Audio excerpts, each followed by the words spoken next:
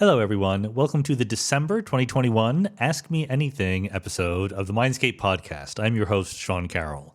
The podcast episode is being released a little bit before December comes along because it's the Thanksgiving holiday here in the United States. So I'll be traveling for that and then traveling for a workshop directly afterward. I wanted to get to your AMA questions before I started traveling rather than waiting until afterward. So you know that, or longtime listeners know, that I do take vacation for real over the Christmas holidays / New Year's holidays. So there's 2 weeks when I will not have a real podcast episode. And I will try to do a holiday message, short, brief, thanking everyone for their support kind of thing, just before the holidays. And there will be no Ask Me Anything episode for January. So no Ask Me Anything episode with questions asked at the end of December, answers given at the beginning of January. So this is it. This is the last Ask Me Anything episode for this year. The next call will be near the end of January. Again, those of you who are longtime listeners know if you want to ask a question for the Ask Me Anything episode, the important thing is to support Mindscape on Patreon. You can go to patreon.com/Sean M. Carroll and you sign up there. $1 or whatever you want per episode of Mindscape will get you both ad-free versions of the podcast as well as the ability to ask questions for the monthly Ask Me Anything episodes. It used to be back in the old days when it was just a few of us around the fire that everyone who asked a question got it answered. We've grown since then. Can't be quite the same anymore, but I do try to pick the best questions in terms of things I can give interesting answers to. Do not feel bad if you ask a question and I don't get around to it. It's me. It's not you. Don't worry about it. The other thing, of course, is I'd like to remind people we have a webpage for the podcast, preposterousuniverse.com/podcast. And all the Mindscape episodes are there. You can search them. There's a wonderful little search tool. You can search not only the titles and my show notes, but also complete transcripts of all the podcasts, transcripts that are paid for by the Patreon supporters we have here. And of course, you can also get links to the people who are talking, their web pages, their publications, whatever it is. And the final thing, which I never remember to mention, but I always remember it when I'm not recording, is that we do appreciate reviews of the podcast on iTunes and elsewhere. Getting good iTunes reviews helps you get more visible to other people who might like to listen to podcasts. So as good as the podcast is, don't hog it for yourself. Share it around. Share the word that Mindscape is a good thing. Let me see. Anything else? Nothing else right now. I have a lot of packing to do. There is a trip coming up and a lot of questions to get to. So let's go.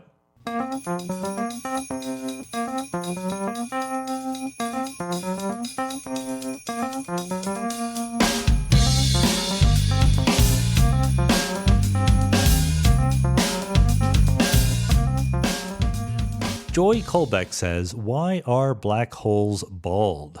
This is, of course, in reference to the famous statement by John Wheeler that a black hole has no hair, an idea that was semi-rigorized by Roger Penrose into the what we call the no-hair theorem, but a mathematician would not really call it a theorem. It's not been proven yet because, of course, you don't know the ultimate laws of physics yet. What does it mean to prove something unless you have some good axioms? Now, what you can do is assume some laws of physics, like it's just general relativity plus electromagnetism. And then you can prove a no-hair kind of theorem that says that once you make a black hole, unlike a planet or a star, which has all sorts of interesting features on it, all black holes settle down to a uniform configuration that's always the same kind of configuration given the mass, the charge, and the spin of the black hole. There's no other hair on a black hole other than that. It's not like you have continents and oceans or something like that, like a planet does. So why is Joy's question. Why questions in physics are always tricky. It depends on what assumptions you're going to start with here. But the way I like to think about the black hole situation is it's entropy. It's usually entropy that is at the heart of these kinds of questions. Black holes have the highest entropy that you can fit into a region of fixed size. They are, in some sense, local maxima of entropy. And what that means is, operationally, that they're all going to look alike. That's a feature of high entropy states, is that they're not that interesting. Think about black body radiation. Think about taking an object, a relatively heat-proof, melting-proof object. Okay, so an object can sustain some high temperatures, but it doesn't matter what it's made out of. It doesn't matter what color it is. It doesn't matter what shape it is or anything like that. Put it in a tightly sealed oven at a very fixed temperature and let it come to equilibrium. So let the entire object inside come to the same temperature the oven is, and then open the oven. What you will see is that the object is glowing, giving off radiation, and the radiation it gives off and the way it gives it off is completely independent of the material it's made out of the color it is, of the shape it is, or anything like that. That is because it has come into equilibrium with the thermal bath that it is in, and it has a fixed temperature now. Given its shape, etc., it's in a maximum entropy state, and that means it's featureless in terms of the radiation it gives off. And black holes are the same way. Black holes, as Hawking taught us back in the 70s, give off thermal black body radiation, another sign that they are maximum entropy states. So maximum entropy things, given their macroscopic constraints, like the size, the mass, the charge, the spin, etc., the whatever quantum states are inside the black hole are as uniform and high entropy as they can possibly be. That is why black holes are bald. Now, that's a very different explanation than you would have gotten back in the late 60s, early 70s, when they first started talking about this stuff, because they were not thinking about quantum states or entropy. They were just thinking about classical general relativity. And it's a feature of classical general relativity that if you make a black hole, it can have bumps and wiggles, but those bumps and wiggles quickly radiate away. That's what happens, for example, when two black holes in spiral, like we see at LIGO or something like that. All the individual idiosyncrasies of the specific state that went into making the black hole are radiated away in the form of gravitational waves, and the black hole settles down very, very quickly. So that's just a feature of classical general relativity, but in some sense, it makes a little more sense to us once we understand the quantum underpinnings of that and the fact that it's evolving towards a maximum entropy state. In fact, this was the inspiration, right? There was a noticeable set of similarities between black hole mechanics and thermodynamics. That's what eventually pushed Hawking and Bekenstein to show that there is an entropy and a radiation coming out of black holes. Preston Justice says, a couple of months ago, my professor called your poetic naturalism pop philosophy. He is a philosopher and did not mean this condescendingly, but what is your response to that? I understand that your books are written for a very wide audience to target those of us who are non-physicists, but you also give us the math and make us work and put in the work for your philosophical inquiries as well. So how would you distinguish real philosophy from pop philosophy? I also follow the work of David Wallace and love your podcast with him, and know you have been associated with him for some time. I assume you have him and many other philosophers to consult with whenever needed, right? So I almost didn't answer this question because, I don't want to feel like I'm just defending myself or something like that. But I think this touches on a much bigger and really important issue. So I will sort of try to address it directly, specifically, and then go on to the general thought here.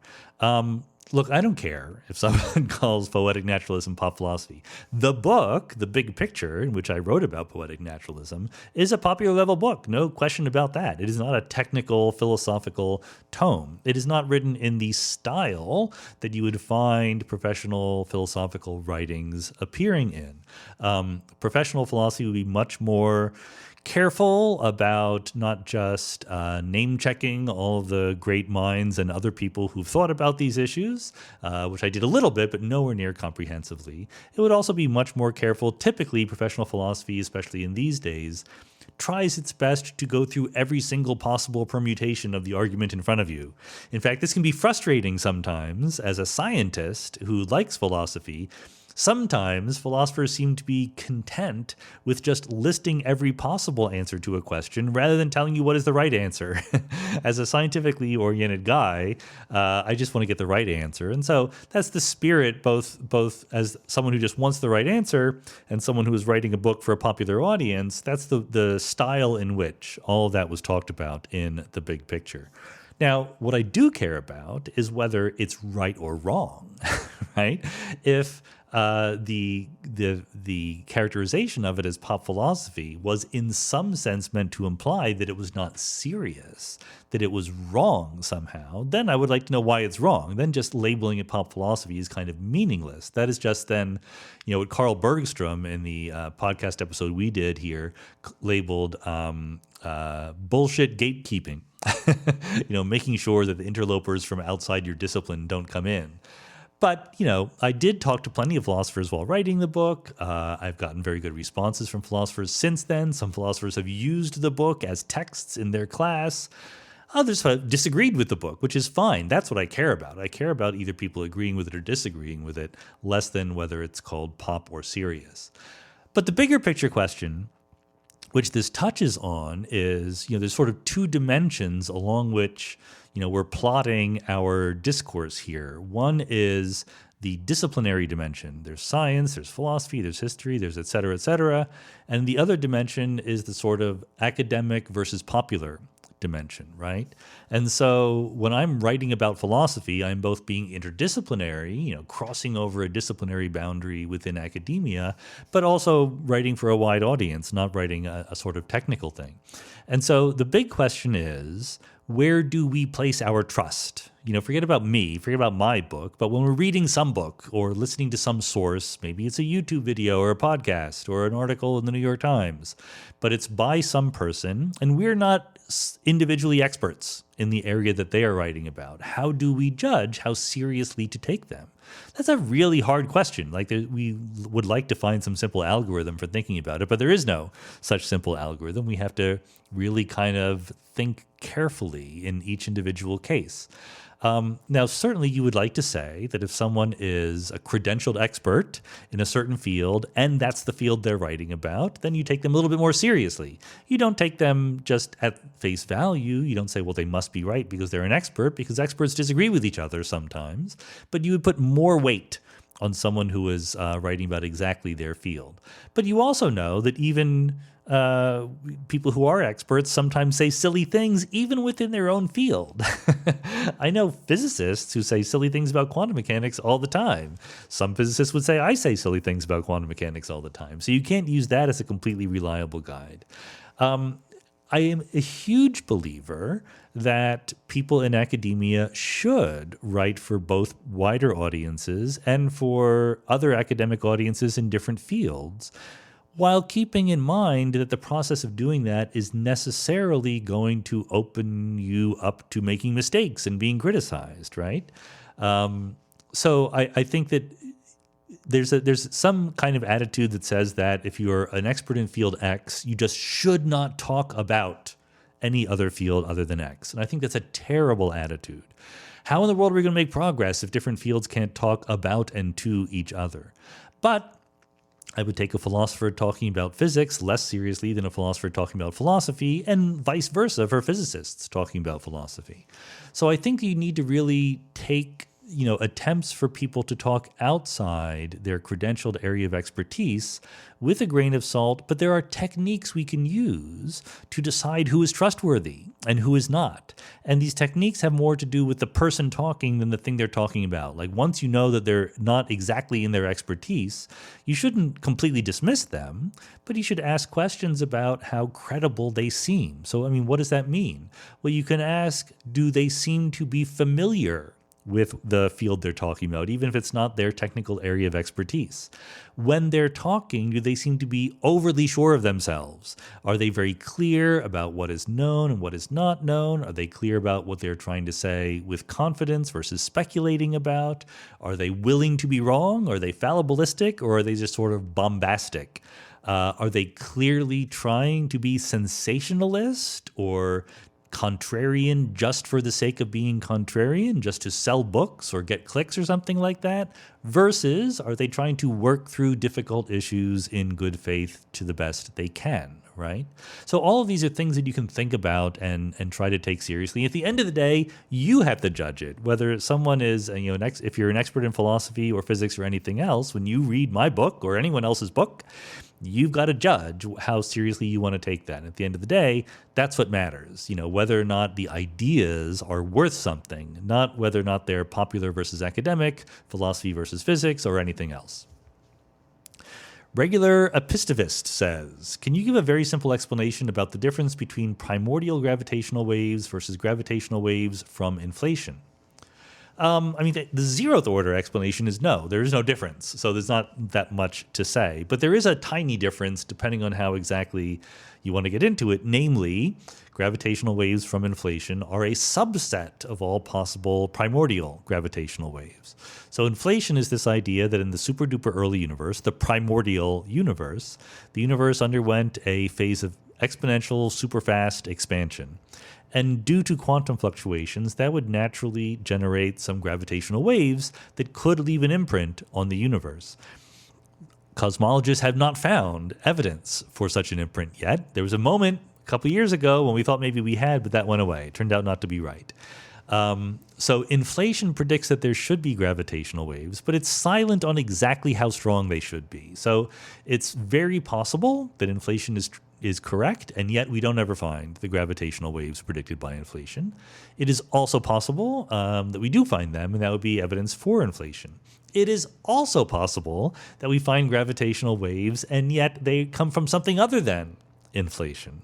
And that's tricky because, if you don't know what the specific model is, you don't know whether it predicts gravitational waves or not. So in other words, I can imagine primordial gravitational waves that are not from inflation. I just don't have any specifically good scenario to make them.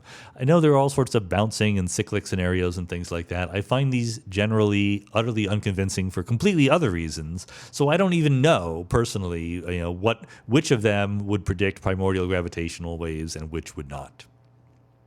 Okay, I'm going to group some questions together here. 3 of them. Perry Romanowski says, how do black holes interact with dark matter? Does it fall in? Are there dark matter black holes? Adam Berger says, since dark matter has mass and therefore generates gravitational force, can it form heavenly bodies? Can it form black holes? And do we have a Schwarzschild radius for that scenario? And Chris Chotard says, in the lambda CDM model, could it be that dark matter black holes can form? So I don't know why there were simultaneously a bunch of questions about dark matter black holes. Maybe there was a news article or something, or a tweet that I missed out there. But the short answer is yes, sure, dark matter can make black holes, but in the real world, it's much, much, much less efficient than ordinary matter. The point is that ordinary matter is not dark. It couples to electromagnetic radiation, and dark matter is dark. It does not couple to electromagnetic radiation. And what that means is that when dark matter particles come close by, they just go right through each other.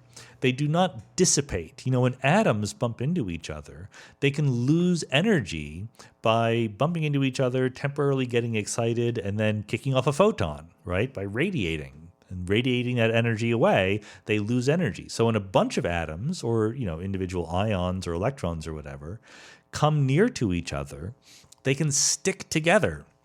They can clump, they can coalesce.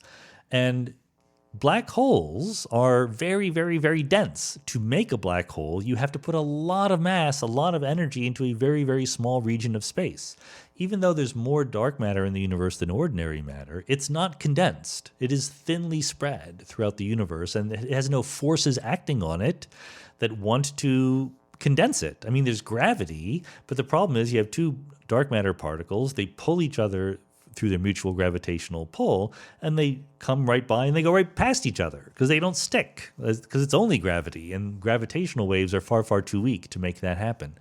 So in principle, you can make black holes out of dark matter. In practice, it doesn't really happen. Now, there is a loophole there.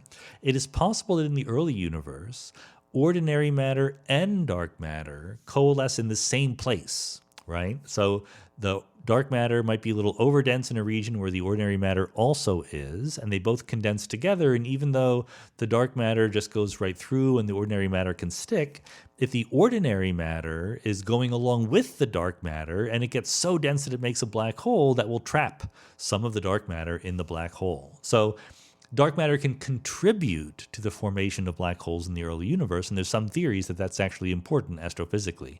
But by itself, it would be very hard, if ordinary matter were not helping it along, it'd be very, very hard to make a dark matter black hole. Not impossible, but not easy either.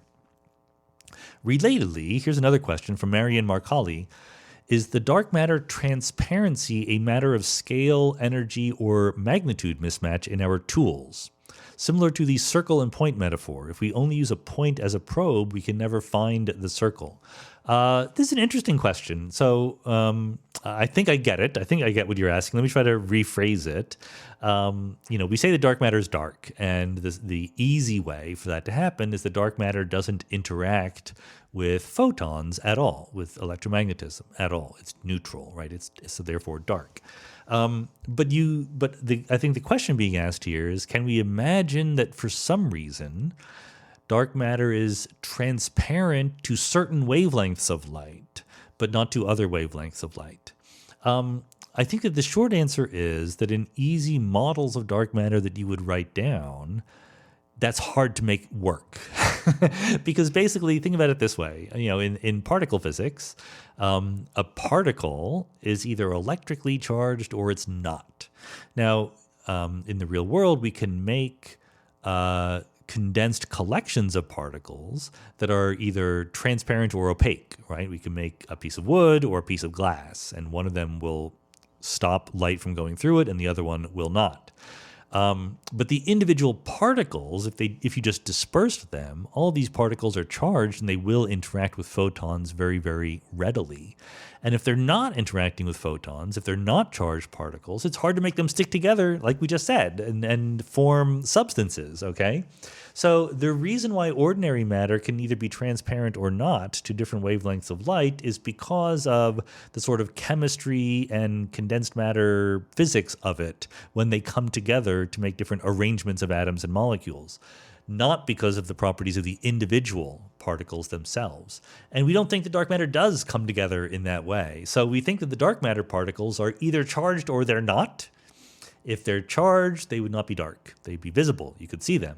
And if they're not charged, then they're going to be dark, no matter what you want. So I don't see any simple way to make dark matter particles interact with certain wavelengths of light, but not with other ones. There might be something more clever that I'm not thinking of right now, like maybe the dark matter particles are not charged, but they have like an electric dipole moment or something like that.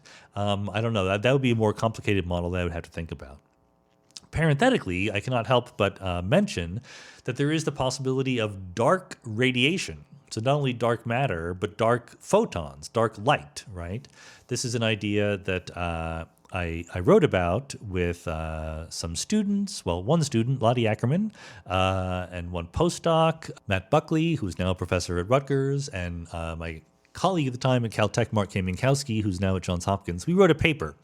What if there was an entirely different copy of electromagnetism that only coupled to dark matter, not to ordinary matter? And interestingly, it can work. It's possible. So, but still, that would not affect how dark matter interacted with ordinary matter, or with ordinary visible radiation. Sorry about that.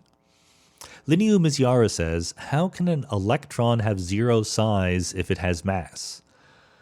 So the first answer I want to give is, why not? Who says that you need to have size, to have mass? Like, you're clearly kind of visualizing some very classical kind of lump of clay kind of model for the electrons, but elementary particles are not like that.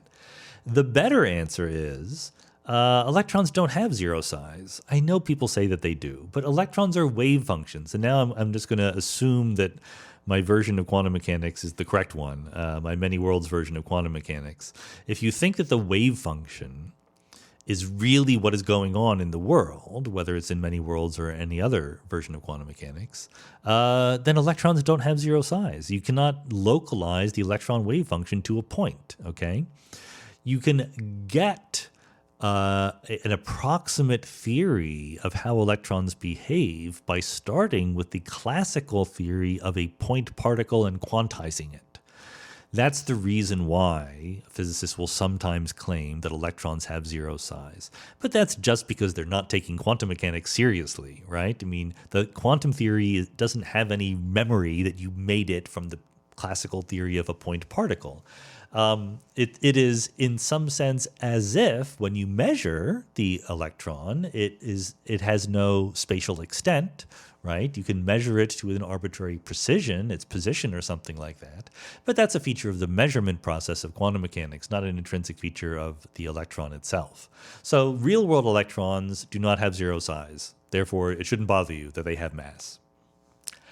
Pete Harlan says, what are your options for typesetting equations in the upcoming Biggest Ideas in the Universe book?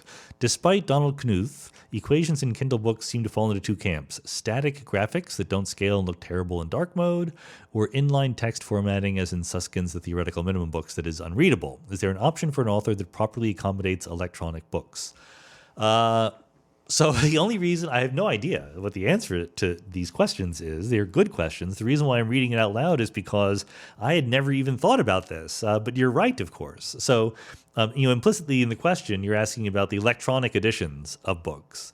Believe me, it's hard enough to get the paper editions published. A publisher like my publisher Dutton, who has done all of my books so far, all my trade books so far, and every one of my trade books has like one or two equations in it, right?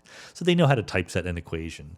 But this book has a lot of equations in it, the Biggest Ideas in the Universe books coming up. And it's going to be a little bit tricky to make sure that everything is italicized correctly, formatted correctly, numbered correctly, all of that stuff. And I was already fretting just about getting the paper edition done correctly. And you're pointing out correctly that we're going to have to think again about the electronic edition. So I don't know what the answer is. I do know that my publisher tries really hard. They don't brush off these concerns, so they will try. And now that you've put the idea into my head, I will at least make sure they're warned ahead of time about that question.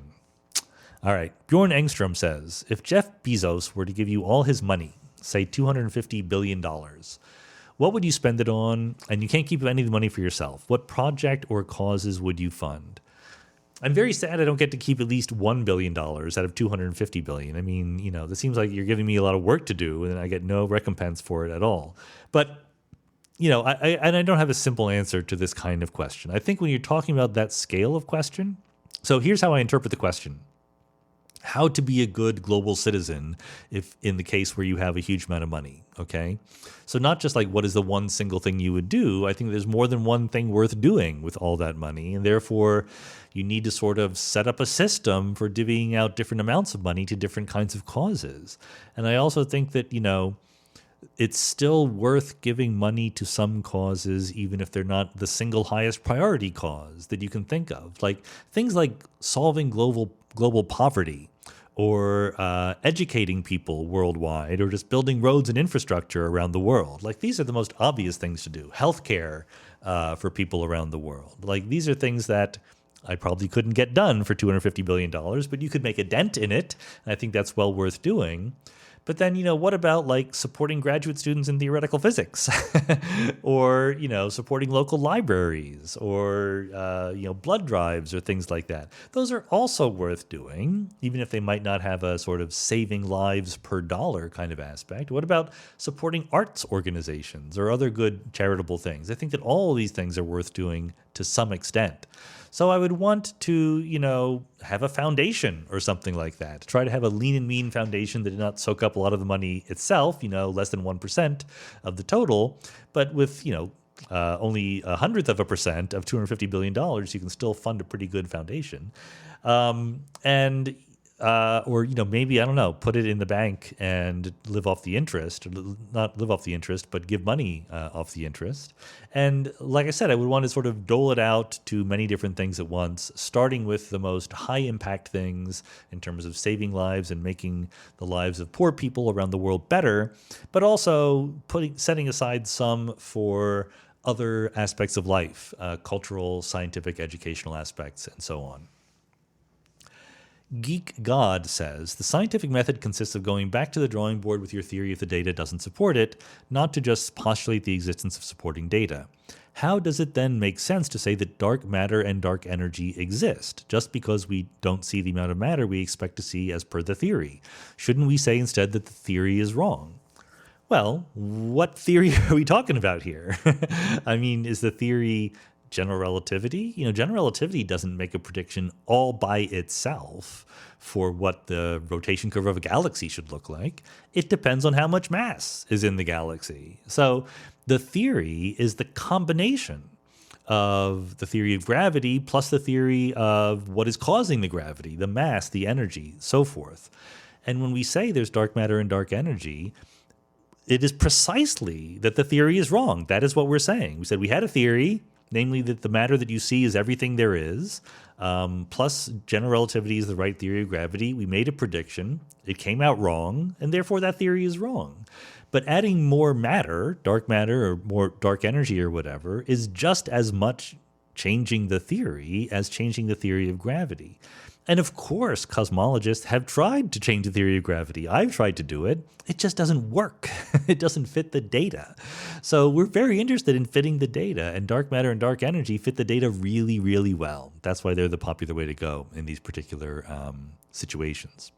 So Michael asks a priority question. Remember the priority questions, you have the rule that I made up, which says that every person gets to ask a priority question once in their lives, and I will always try to answer the priority question. So I can't guarantee, I answer roughly these days half of the total questions that are asked. I answer half the total questions that are asked.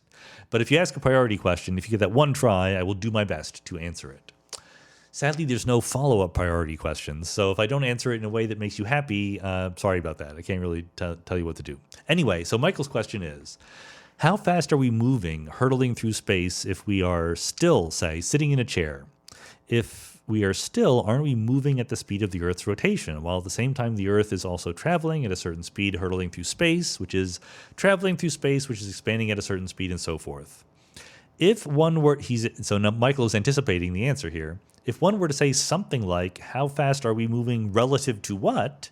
I would then wonder, what is the speed of the expansion of the universe relative to? So the correct answer to the first part of the question is, relative to what? I mean, that's what relativity says. There's no such thing as the speed with which you're traveling. There just is no such thing. You really have to accept that. It's not just like a fun little motto. There's only the relative speed between different objects.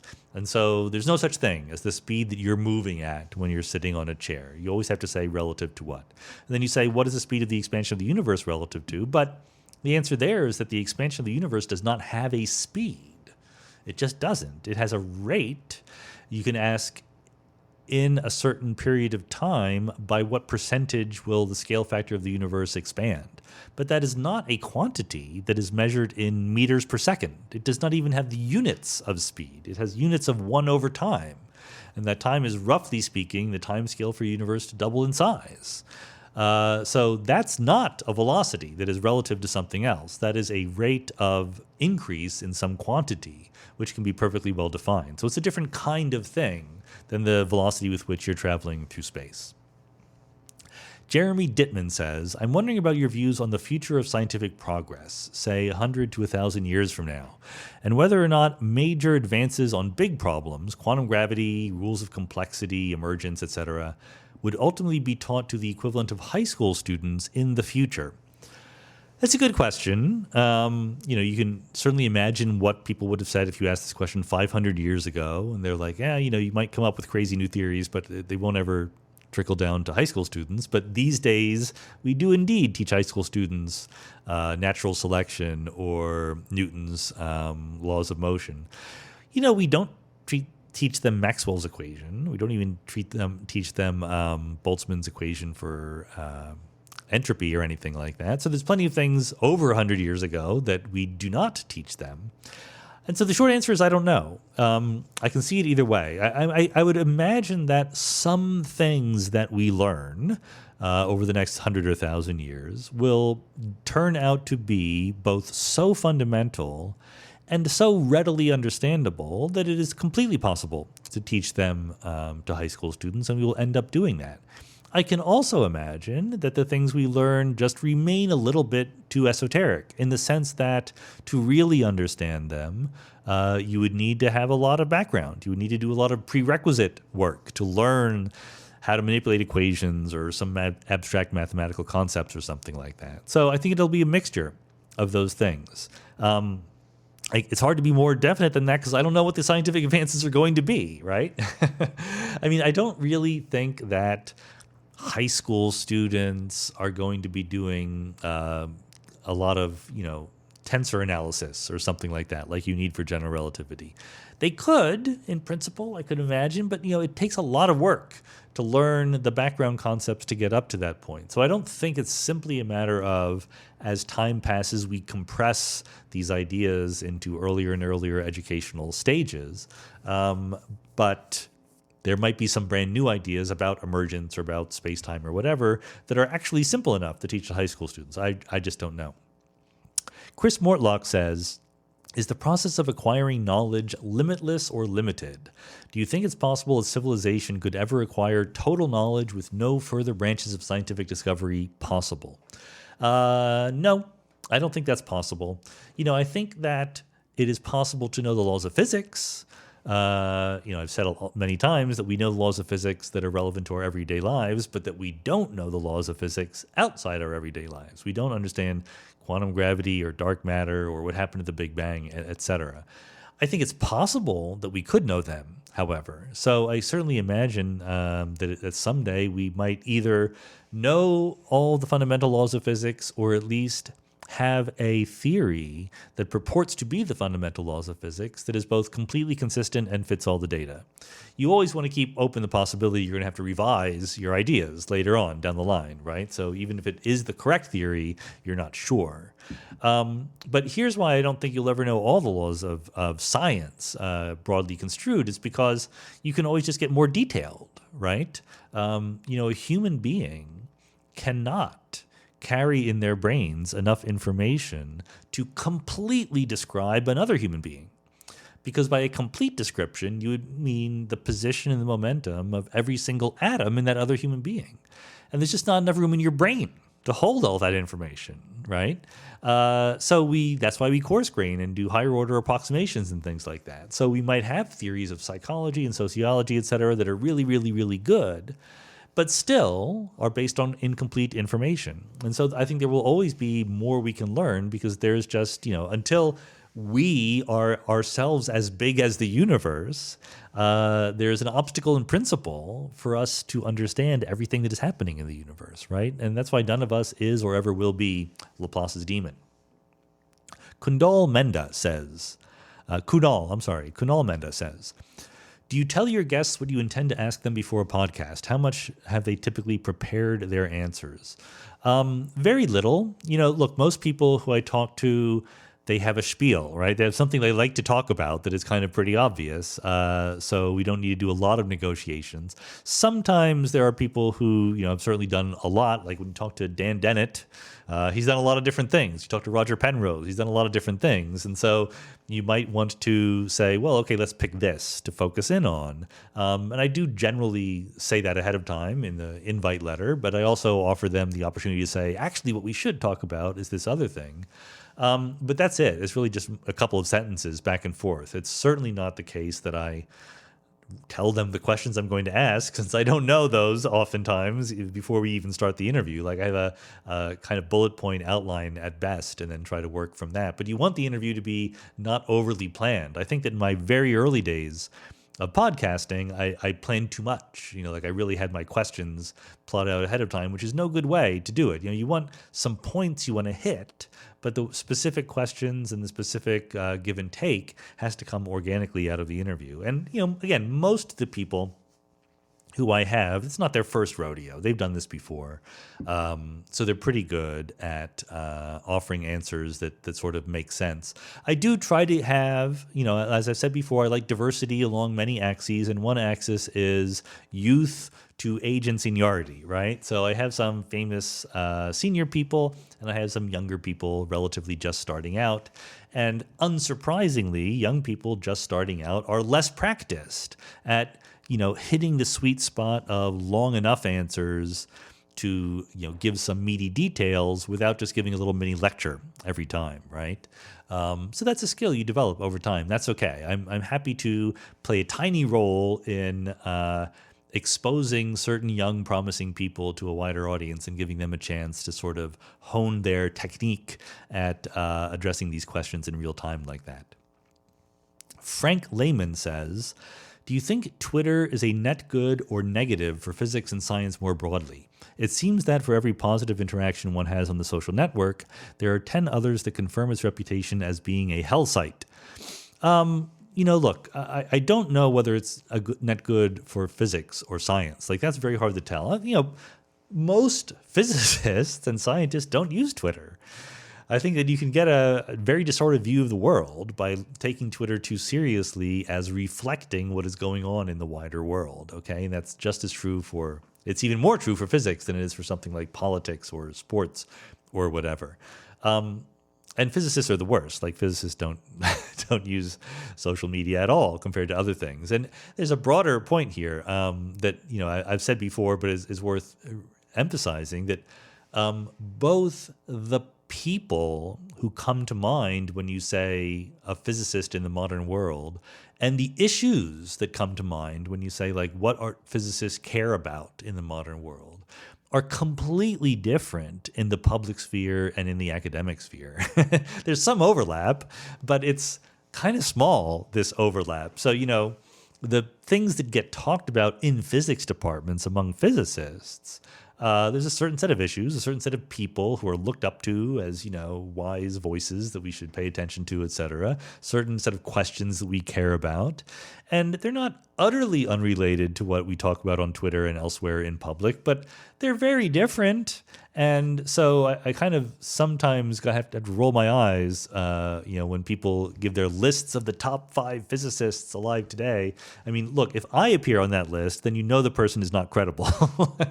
I'm a good physicist, but not anyone's idea of one of the top 5 physicists alive today. But people, very naturally attribute slightly more importance to their favorite public figures than they would do to professors who they've never heard of. Anyway, the point about, is Twitter good for physics or for science? One thing about Twitter is it's optional. They have not yet made it compulsory. They've not yet made it mandatory. If you yourself find Twitter to be dragging you down, then just don't do it. That would be my advice. Like, I use Twitter and I like it, and I'm not trying to make light of the fact that Twitter can be a downer, because there's a lot of people on there who, with the best of intentions, I mean, some obviously have bad intentions, but forget about those people. But even with the best of intentions, there are people who use social media to highlight problems in the world, to point out injustices or mistakes or falsehoods or misinformation. And if you're just being reminded of that aspect of the world all the time, even if all the people you're listening to are ones you agree with, it drags you down. It just weighs on you. You need to have some joy in there. My own tweeting, I like to try to mix in me railing against the injustices of the universe with, more fun, uplifting, enlightening things as well. And you get to pick who you follow on Twitter, right? So if you're constantly being bombarded with things that bring you down, then you have to ask why you're following the people who are doing that to you. And if you just can't avoid it, then you have to ask why you're on there at all.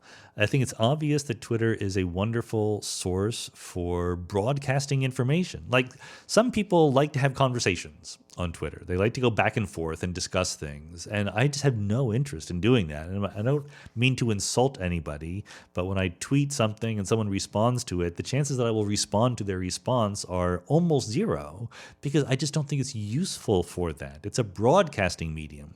If I want to learn about, when the LIGO experiment found evidence for gravitational waves, that news spread on Twitter faster than anywhere else, right? That is the kind of thing Twitter is super duper useful for. Linking to things that are longer, more careful things, but not for having in-depth conversations about things. So I find Twitter very, very useful and helpful for that, but different people's mileage will vary. Paul Torek says, in Everettian quantum mechanics, individual branches get thinner over time. Their amplitudes get smaller. So they make smaller and smaller contributions to the total energy of the universe. Suppose we fashion half the mass of a solar system into spaceships and toss a quantum coin. Heads, we send out the fleet. Tails, we stay a few more decades to improve the ships. We observe tails.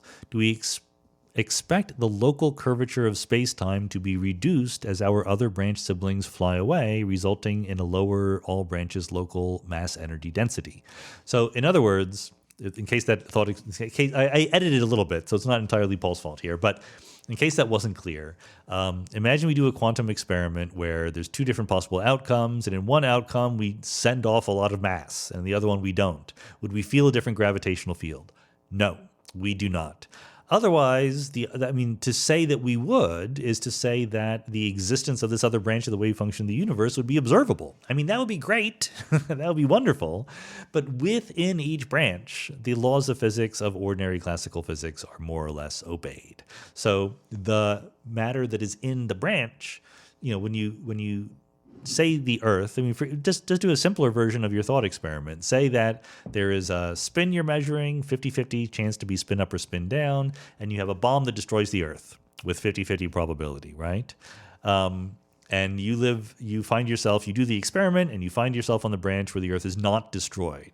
Does the Earth suddenly get half of its mass disappearing? No, that is not what happens, because the mass exists within each branch, and the branching does not change the amount of mass in a single branch at all. Modulo a little tiny effect, which is what I wrote about in my recent paper with Jackie Laudman, that of course, if the two branches can be slightly different in energy as long as their average is the same as the energy that you had before. But there's a difference, and this is just why this is what the math is, again, completely crystal clear about this, completely unambiguous. There's a difference between the energy you perceive from within a branch of the universe and the contribution of that branch to the energy of the whole wave function of the universe. The energy you perceive from within a branch doesn't change no matter what's happening on the other branches. Richard Graff says, I'm reading and enjoying Chin-Sin's Liu. Sorry, I can never pronounce this person's name. I'm sorry, Mr. Liu. Chin-Chin Liu's three-body problem series. In it, a character describes a proton in a high-dimensional space being unfolded into a lower-dimensional space. One of the results is that the object's size grows immensely large in the lower dimension and increasingly so as it unfolds into even lower dimensions. Does this unfolding concept and the described size increase have any mathematical or physical validity, or is it just a clever literary device? I don't know, is the short answer. Whenever you have something like a physics process translated into a science fiction novel, two things are happening. One is the novelist will ignore the laws of physics in favor of telling the story they want to tell. But also, number two, even if they're obeying the laws of physics, they're not writing down the equations. They're using metaphorical descriptions to try to give you a feeling for what is happening. So nothing in those words corresponds cleanly and crisply to anything that I know about that could actually happen in the real world. The closest is the idea of living on a brane, B-R-A-N-E, which is sort of a subspace of a larger, higher dimensional space. So we see a three-dimensional world around us. It is possible that that three-dimensional world is a three-dimensional brane, back construction from the word membrane. So a three-brane embedded in a four-dimensional space or five-dimensional space or something like that. And there are particles. The reason why we don't notice the extra dimensions is because the particles of which we are made are stuck to the brane. Okay. Now, as far as I know, there's no sensible theory in which something like an electron or a proton can be stuck to a brane and then escape and then, fly off into the extra dimensions. Particles and fields either are or are not stuck to the branes. But, maybe you could... what you can imagine happening is two particles that are stuck to the brane can annihilate and change into particles that are not stuck to the brane. And that just appears to us on the brane as missing energy. Energy would disappear from our observable universe. Only the observable universe, not the real universe, has nothing to do with quantum mechanics here. But that is a possible thing. So I think that's the closest thing that I can think of that is an analogy to that particular example in the novel. Paul Hess says, can you explain the relationship, if any, between entropy and weak emergence? I began to think about this when Anil Seth described weak emergence as higher level behavior that cannot be predicted from the lower level components without exhaustive simulation. And exhaustive simulation sounds to me like it represents information that is not compressible. And in computer science, they use the idea of entropy to talk about how compressible something is. Does it make any sense for me to think of entropy and emergence as related concepts?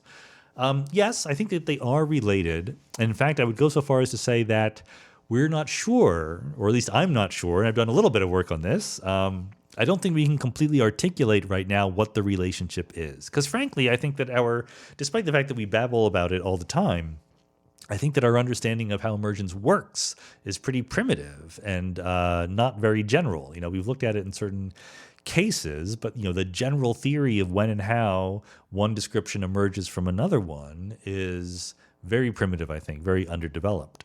So here's the sense in which entropy does, well, there is a sense potentially in which entropy is related to emergence. And there's a trivial sense in which that's true, namely the following. What if we were in equilibrium? What if we were in the highest entropy state it is possible to be in? Then there would be no emergence. The entropy would not be increasing, but also we'd be in equilibrium. Everything would be, whatever configuration it would be in, presumably smooth and featureless. And so there'd be no stuff to be higher level objects in the emergent theory, right? In the real world, emergent things like human beings or whatever are constantly increasing the entropy of the universe. Now, that's not perfect or exact, what I just said, because another example of emergence is, the Earth moving around the sun.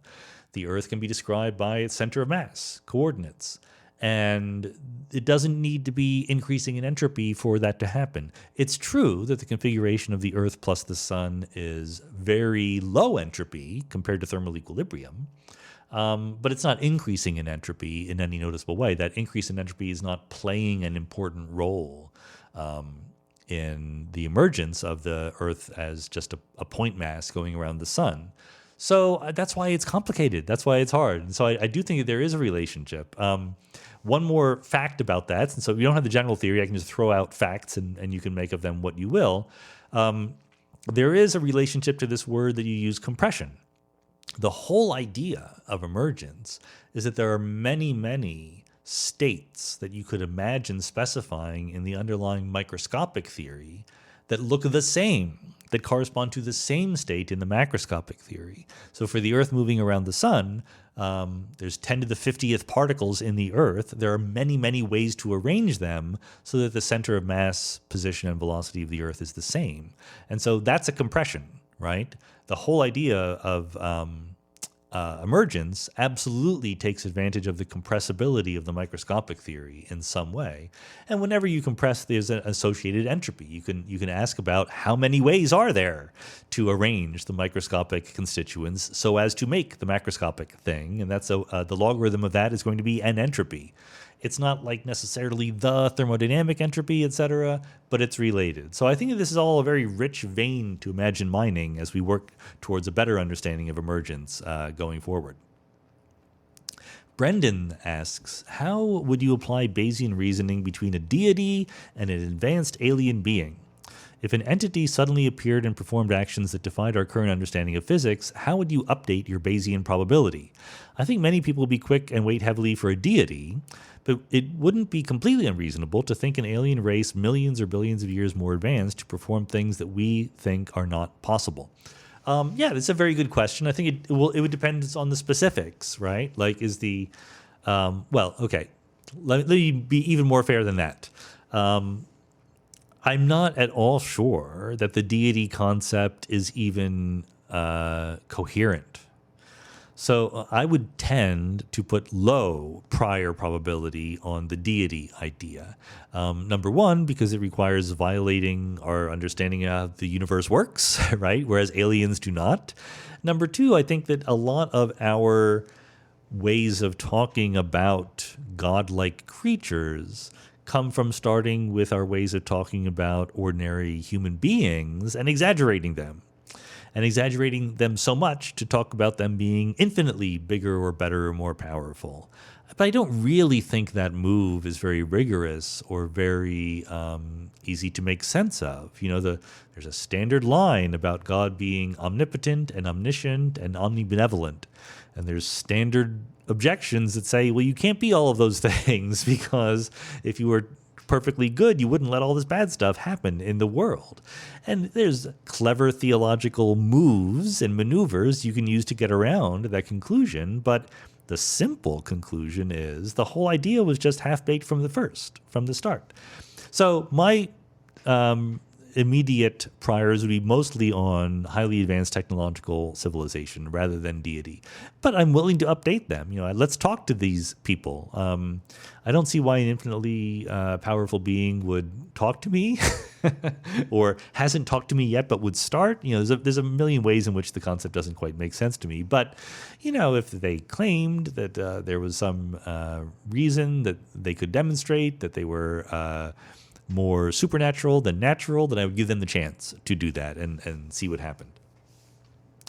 Kathy Seeger says, I've read an article on Wikipedia about dark fluid theory, in which they aim at unifying dark matter and dark energy. The theory proposes that dark matter and dark energy are strongly linked together and can be considered as two facets of a single fluid. At galactic scales, the dark fluid behaves like dark matter, and at larger scales, its behavior becomes similar to dark energy. What do you think of it?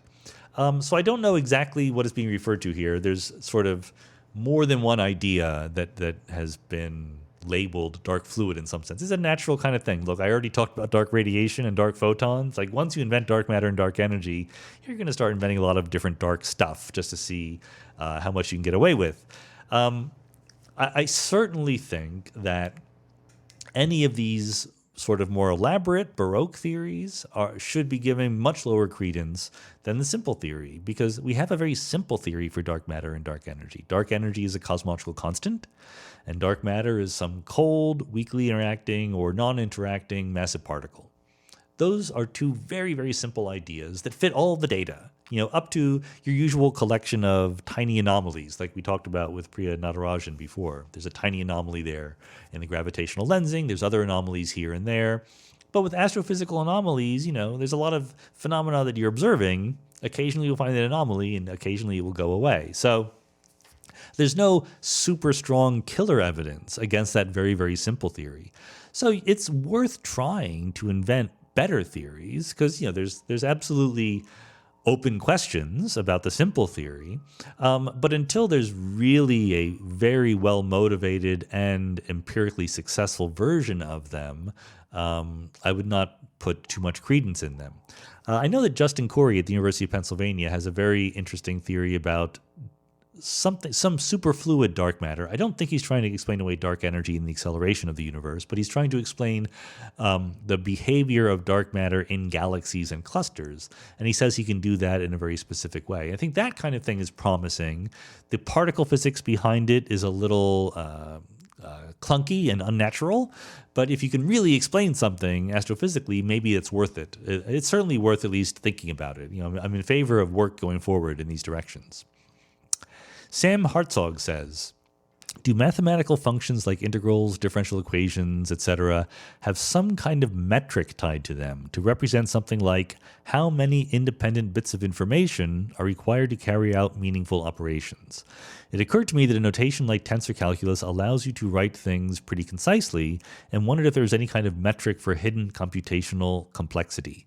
So I debated whether to answer this question or not, because it kind of violates my rules. It's a good question, but I don't have anything interesting to say about it. The short answer is no, as far as I know. There's not a kind of metric, a metric on the space of operations you need to do to perform a certain operation, to transform a certain function or something like that. There are certain very restricted domains in which you can do something like that. And that's what made me think of it. So in particular, let's say you're doing quantum mechanics, and let's say that you're doing quantum mechanics in a finite dimensional setting. So not finite dimensions of space, but finite dimensions of Hilbert space, of the quantum mechanical space of possibilities. So in particular, let's be even more specific. Let's imagine you have qubits. Let's imagine you're doing something like a quantum computer, okay? And so you have a bunch of qubits, and you're going to act on them. And it's very much like a regular computer. You act on bits in a regular computer using gates, right? And gates, not gates, XOR, whatever. If you've studied computer science, there's a set of things you can do with 2 bits to turn them into 1 bit or another 2 bits, or etc. Similarly with quantum information and qubits. And so if you have a set of qubits and you have a set of allowed gates, right? So you have gates that can act on these 2 qubits one at a time. And so you can't just act willy-nilly on any 2 qubits, but there's a set of qubits, like maybe the qubits are arranged in a line, or they're arranged in a lattice on a 2-dimensional plane or something like that. And you allow gates to interact on nearest neighbors, okay? Then you could talk about the complexity of the resulting quantum state, or the amount of entanglement in the resulting quantum state. So you start with a quantum state that is completely unentangled, and you act on it pairs of qubits at a time with your allowed gates, okay? And then there's a simple metric on how complicated your quantum state is, namely, what is the smallest number of allowed gates that will get you to the state you want to get to from some given starting point. As you might gather from that explanation, it's a very, very specific situation you're looking at there. It's very far away from a general theory of transforming one function into another, or one vector into another, or anything like that. So I think that's the state of the art as far as I know. Because if you don't make those restrictions, let's say you just start with one quantum state and go to another quantum state, and you say, without restricting on the set of gates I can use and whatever, in principle, how many steps does it take me to get from one quantum state to the other? And the answer is always 1. 1 step. If you really cleverly pick your operation, you can always go from any one orientation of a vector in some vector space to any other orientation whatsoever. So I think the general theory there is going to fall short unless you make some other choices about what operations are allowed. And then maybe you can make some progress. Thies Janssen says, "You've convinced me of Everettian quantum mechanics so much I can't see any problems with it.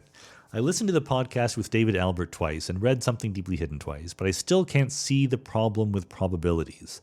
And then he goes on to explain, what his issue is with the problem of probability. So rather than reading your issue with the issue, let me just do my best to say how I interpret David's objection to many worlds.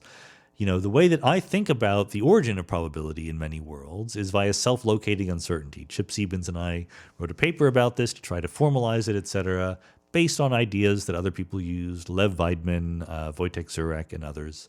And the basic idea is when you measure a quantum system, or when a quantum system is measured, it doesn't need to be a person or even an apparatus, but when a tiny quantum system decoheres, when it becomes entangled with its environment, and therefore the wave function of the universe branches into multiple copies, I can predict ahead of time with certainty that there will be a version of me on every one of the copies, okay? And it happens very rapidly. This splitting of the wave function happens far more rapidly than any one of those copies are aware of. So after the splitting, there are many copies of me, or just 2 or whatever, some number, and none of them know where they are. That's the self-locating uncertainty. So is there a way for those people, those future versions of me, to assign a credence to being on one branch of the wave function of the universe versus another? And Chip and I argue that if you try to answer that question in some sensible way, there is only one possible reasonable answer, which is the Born rule of quantum mechanics. You assign a probability or a credence to being on any one branch that is given by the amplitude of that branch squared. And David Albert would like to say, no, I have another perfectly reasonable possibility, as he says in the podcast, namely, I have no clue. And that's his attitude. He says, you can't force me to say, well, what is the most reasonable probability measure to put on this? Because there's n copies of me. They're all in identical situations. How can they say anything at all about the probability of being on one branch or another, especially because none of them can observe that. None of them can observe the amplitude of the branch that they are on. you can ahead of time predict. You can set up the initial quantum state so that you know what the branch amplitudes will be ahead of time. But once you're on a branch, it's just a branch. You don't know what the amplitude is sitting outside. It has no effect. The amplitude doesn't change the dynamics of your branch once you are on it. So David just says the alternative to choosing this sensible Born rule set of credences is not to choose credences at all. Just to say, I don't know what branch I'm on, and therefore I cannot predict anything. So I think the mistake there is there's two, it's not even a mistake. It's an attitude. You're allowed to take it. So it's not a mistake. You're allowed to take that attitude. I think it's not the right or best attitude to take for two reasons. Number one is there is an obvious probability measure to use. It's not like we're completely clueless. Like everyone agrees on what the obviously correct one is if you think that there is one, okay? And that's the Born rule. Like, as I often say, there's never any possibility that it would be the wave function cubed or the logarithm of the wave function. It's always going to be the wave function squared. That's the set of numbers that add up to 1 and are conserved over time, okay? But the other is, more importantly, that there is sort of a normative reason for choosing a set of credences. Normative in the sense of it's a judgmental thing. It's not forced on you by the world, but it's something that you want to do if you know what is going on. And it's the same normative reason that we want to correctly describe physics at all, that we correctly want to have a theory of how the world works. When you are going to jump off of a building, you have a theory of what's going to happen when you jump off the building. You can't say, well, maybe I'll fall down and hurt myself, or maybe I'll float off into the sky. Both are possible, right? So who knows? I mean, they are both possible. If you really strictly go by the meaning of what possible means, it is possible that this time you will fly up into the sky rather than go down to the ground. But you don't give it equal credence to the idea that you will go down to the ground because you're trying to understand the world the best you can. You have some experience with the past. You have some rules for assigning credences to different possible worlds that you could live in. That's a kind of self-locating uncertainty. You don't know what the laws of physics are in the world you're in. There's a world, a possible world, where the laws of physics say that gravity is attractive and you will fall down off the building. There is a possible world where the laws of physics say the gravity is attractive right up until the moment you jump, and then gravity becomes repulsive. It's possible, right? You assign very, very low credence to that world, and there's reasonable reasons to do that. They're not metaphysically certain. You could be wrong, but it's the best you can do under the circumstances. That's how I think about the Everettian probabilities. You're there on a branch. You can just decide not to assign credences at all. I can't stop you. It's a free country. But it's not the best way to do the best job you can do of understanding how the world works and where you are in the world. And once you accept that, then you're going to put the Born rule credences on those branches. Okay, I'm going to group two questions together about zombies. Many of you know, I should have mentioned this, but in case you didn't know, I did a long podcast with Philip Goff and Keith Frankish. Philip, of course, has been a Mindscape guest before. He is a promoter of panpsychism in the theory of consciousness, and Keith is on the opposite side of the consciousness debates. He's also a philosopher. He's a proponent of illusionism. He doesn't think that qualia in the strict philosophical sense are even real. They're just illusions. So we talked about why I'm a physicalist about these things. And it was a useful conversation. We talked about zombies a lot. And then I wrote a follow-up blog post on the zombie argument for physicalism if you're interested in that. So this is partly what is instigating these questions. So one is from Keith. I don't think it's Keith Frankish, but it's a person named Keith who says, I enjoyed your blog post on P-zombies for physicalism and visit on MindChat. MindChat is the name of the podcast, and P-zombies are philosophical zombies. So for those of you who don't know, a P-zombie is the idea that we could imagine exactly two different possible worlds, one of which I have real human beings, and they have all their conscious experiences and all this stuff, the real world as we think and we know it. But I also, according to this thought experiment, could imagine a different possible world made of the same kinds of matter, right? Same kinds of quantum mechanics and electrons and protons and neutrons, etc., obeying exactly the same laws of physics, doing exactly the same things, but no consciousness, okay? And the people who live in that world, I would call them zombies. And so, sorry, I'm departing from Keith's question here, but I'm giving you background if you don't already know. So the zombie argument is the idea that because in principle I can conceive of the same exact physical collection of matter with and without consciousness, consciousness must be something other than some way of talking about the physical behavior of that collection of matter. Of course, I would say that that's begging the question, because you can only conceive of those zombies if you believe that consciousness is not physical. If you believe that consciousness is just an emergent thing to talk about, describing the underlying physical behavior of matter, then you cannot conceive of zombies, because the same exact physical collection of matter, behaving in exactly the same way, would be conscious under that definition. Okay, that is the argument that goes back and forth. So Keith's question is, I followed up the reasoning for most part, but I really get hung up a bit upstream. As a fellow physicalist, I don't really get how a p-zombie is even conceivable, or maybe my notion of conceivability is too strict. And then another question from Graham Clark that says, do you think that a philosophical zombie is actually conceivable? Your arguments against panpsychism seem to indicate that, but I wonder why the zombie concept hasn't been rejected.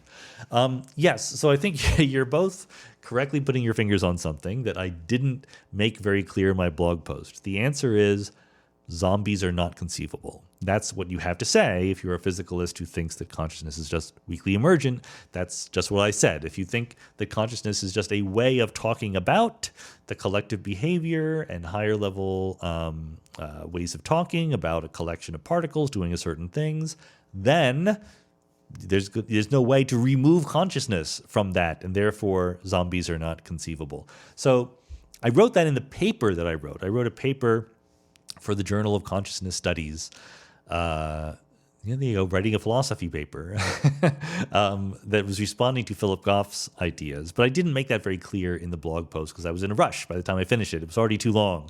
So yes, the punchline is that taking the zombie argument at face value, as it is usually given, only works if you assume ahead of time that consciousness is not physical. Otherwise, zombies become not conceivable. So that is the correct way to think about it, yes. Alejandro Gonzalez says, let us suppose we discover that consciousness is a fundamental property of nature, which I know you're inclined to think is emergent. What could the implications be of that for the current understanding of physics and the model of the universe we have now? Just entertain us with some plausible possibilities if there are any at all. Well, this is hard to do because I don't think it makes sense. I don't think it's true anyway. And part of the reason why I don't think it's true that consciousness is a fundamental property of nature is that I haven't seen even the slightest gesture toward a serious theory of that. I mean, you can attach words to the existing theories of quantum field theory or whatever and say, oh, it's all made of consciousness. But I don't see any operational meaning to how that is supposed to happen. As I emphasized in the podcast with Philip and Keith and in my blog post and elsewhere, either you change the dynamics of the particles and fields we know about, or you don't. That is true about anyone's theory of consciousness. You either do that or you don't, okay?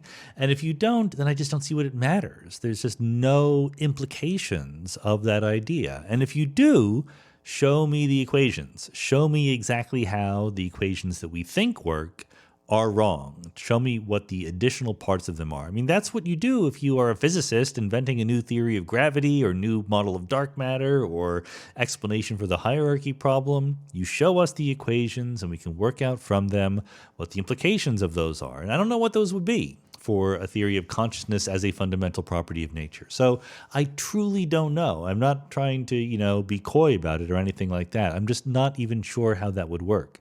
I think that, there's sort of a feeling that people have that consciousness can't be just physical stuff because of their introspection, but I don't know whether that feeling actually leads anywhere sensible in terms of how the universe works.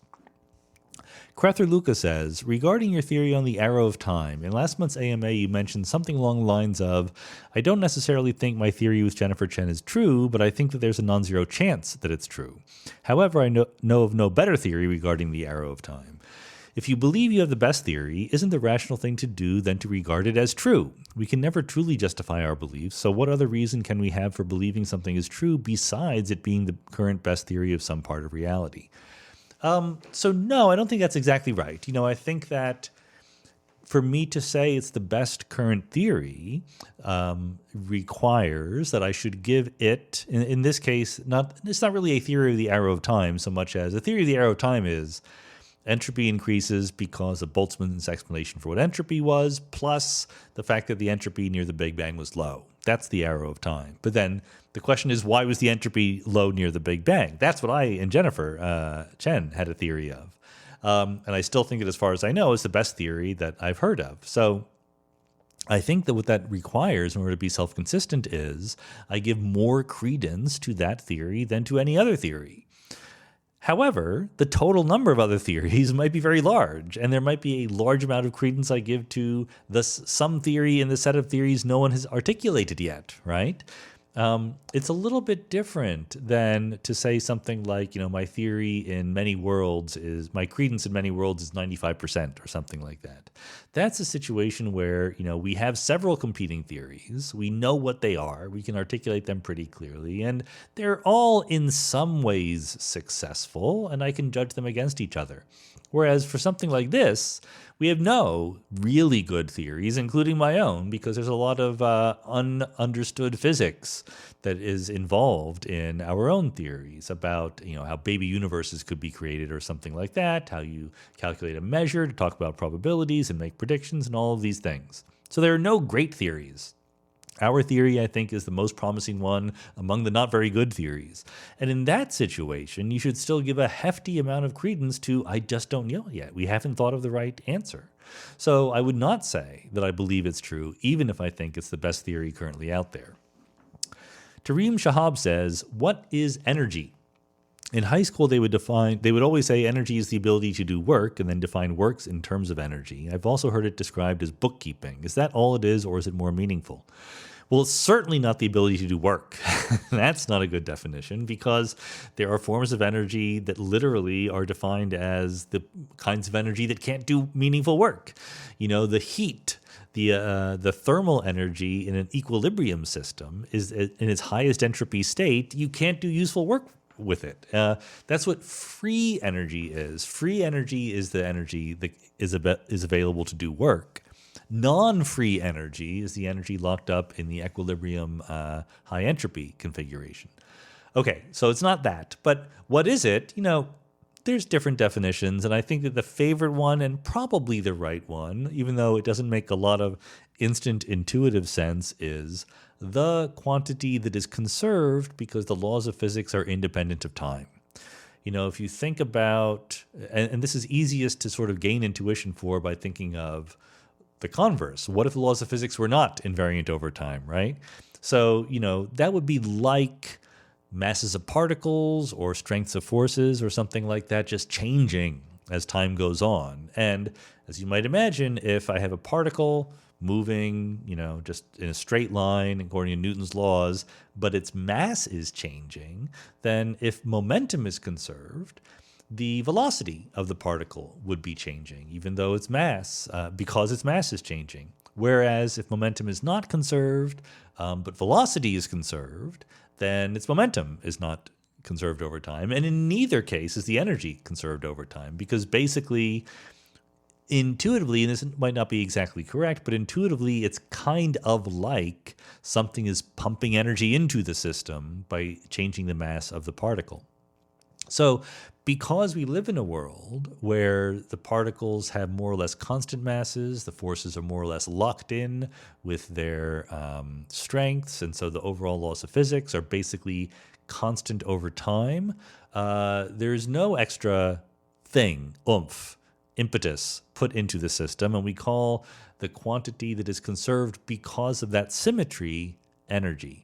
Now, this is a hand-wavy way of saying a much more rigorous result. Noether's theorem, M.E. Noether, proved that whenever you have certain kinds of classical mechanical systems that have a symmetry, that symmetry is associated with a conservation law. Momentum is associated with the fact that things are translationally invariant in space. You can move in either x, y, or z directions. The laws of physics don't change. So you have three conserved quantities, the three components of the momentum vector. And you also have translations in time, and the quantity that is conserved with respect to that is energy.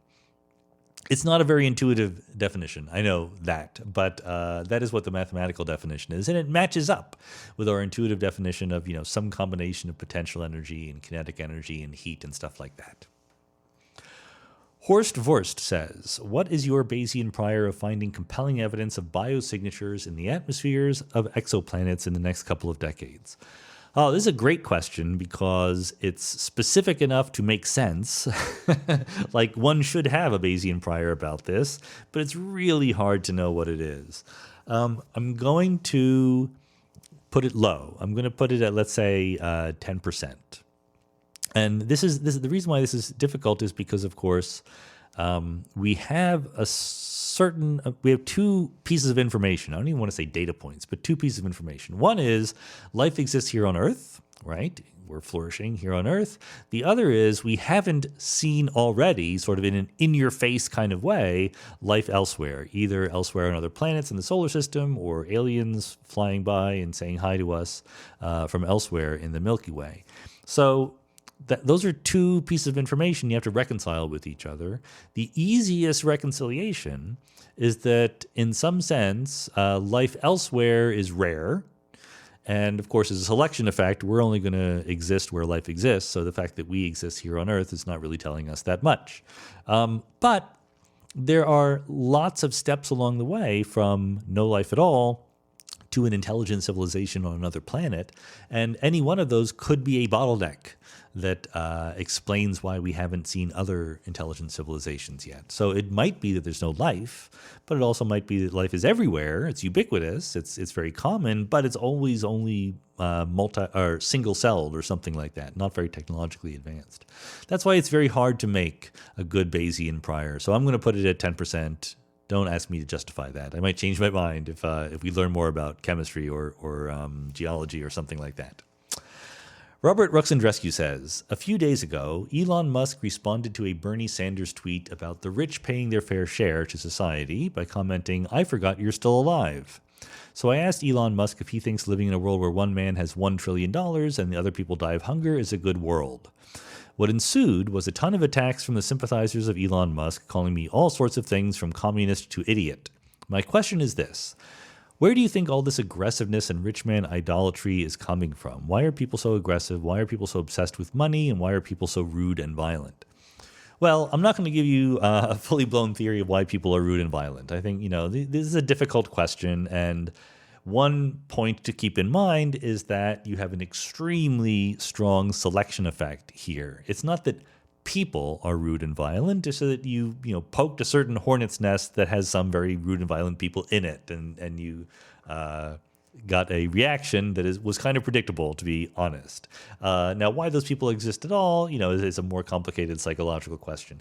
The reason why I wanted to address this question is I think that, we have a weird relationship in modern society with the concept of super rich people, with billionaires or whatever. In part because we have a lot of inequality in society, and it's getting to be too much inequality. We have both very ostentatiously wealthy people and a lot of people who are struggling. And we have a societal system that makes it really, really hard to climb out of very, very low income situations. It's just too easy to get into debt, to spiral downward. Like, life is much more expensive for poor people than it is for rich people in a very real sense, because as a fraction of whatever income they have, there are fixed costs that rich people can just laugh off and poor people can't. Parking tickets are a big deal when you're poor, and what you do is you end up not paying them, and then they grow, right? Or overdraft fees on the bank. We literally charge you money for not having enough money. Whereas a rich person doesn't care about parking tickets, right? Like, they can laugh that off and still go make more money off of their investments or whatever it is. And that kind of system that has this built-in stratification dynamics to it is troubling if you don't have a lot of economic and social mobility built in. So I think that people are upset for a lot of good reasons. And other people are aspirational. Other people want to be those rich people, right, who are very, very successful. So I think that there the conversation about wealthy people has become too polarized, honestly. Like, they're just people, like I know Elon. We're not best buddies, but I've met him. I argued with him on Twitter about extraterrestrial life and talking about the previous AMA question. And he said nice things about my book, so that's good. I think that he's a person. Like, I know lots of people who are quite wealthy, and there's good ones and bad ones, smart ones and dumb ones, good ones and evil ones. I think that it's possible with respect to Elon Musk to both say, to criticize him, to say we don't like how Tesla workers are treated, or the ability to unionize or something like that, or the fact that he doesn't want to pay his fair share of taxes, while also recognizing that he has almost single-handedly done more to change the world than almost anyone else I can think of by really like converting a whole industry from gas engines to electric cars. That was unthinkable a short time ago. And, without Elon, that probably would not have happened. So I think that people are complicated. I think that we should develop the mental capacities to have nuanced views of human beings. And when it comes to rich people, that's becoming harder. People either want to worship them, like you say, to hero worship them, or to vilify them. And I'm not in favor of either one of these. I don't want to hero worship anybody. I have a general theory of not hero worshiping people. I don't worship Richard Feynman or Albert Einstein or Martin Luther King or Ruth Bader Ginsburg or whoever you want to pick. I think that's just a bad idea. People, you can admire people for what they've done, but hero worship involves extending that admiration to a general feeling that they're good people just because they did this one good thing, and that's just setting yourself up for disappointment.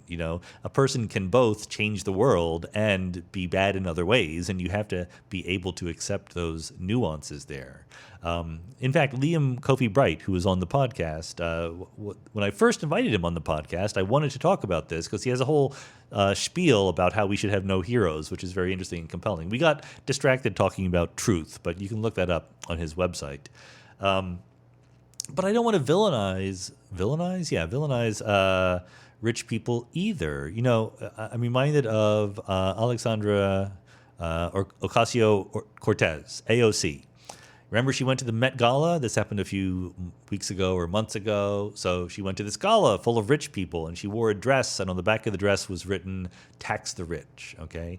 And now, do me a favor, just for a moment, put aside whatever pre-existing feelings you might have about AOC or the tax system or the Met Gala or whatever. I want to make one very small, specific point, okay?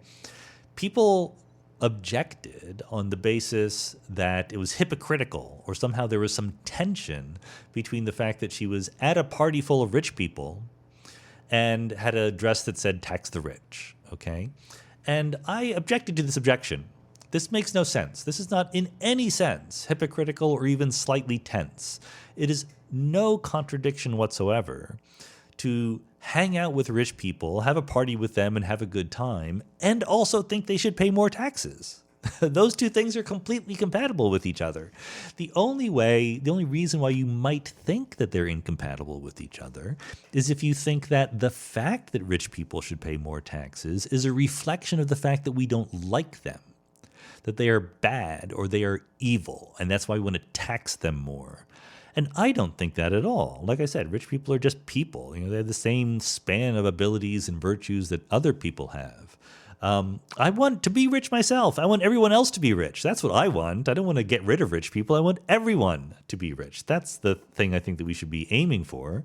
But I also want the current rich people to pay more taxes, because rich people are part of society and benefit from society in very, very obvious ways. Like, of course, you can inherit money, and then we can talk about the justice of that. That's a perfectly good set of questions. But if you made money to become a billionaire, it's not because you worked really hard at your job in Walmart. No Walmart worker ever saved up enough money to become a billionaire. That has literally never happened. What happened is you either invented a system or you participated in some existing system to arrange for 1 billion people to give you $1 each, roughly speaking, at the end of the day. Or maybe, 100 million people gave you $10 each. There's different ways to work it. But the point is that the only way to accumulate $1 billion is if a lot of people send you their money. It only happens if you're embedded in a system that allows that to happen, a system with people, but also roads and education and commerce systems and, the whole supply chain that we talked about with Christopher Mims a couple of episodes ago.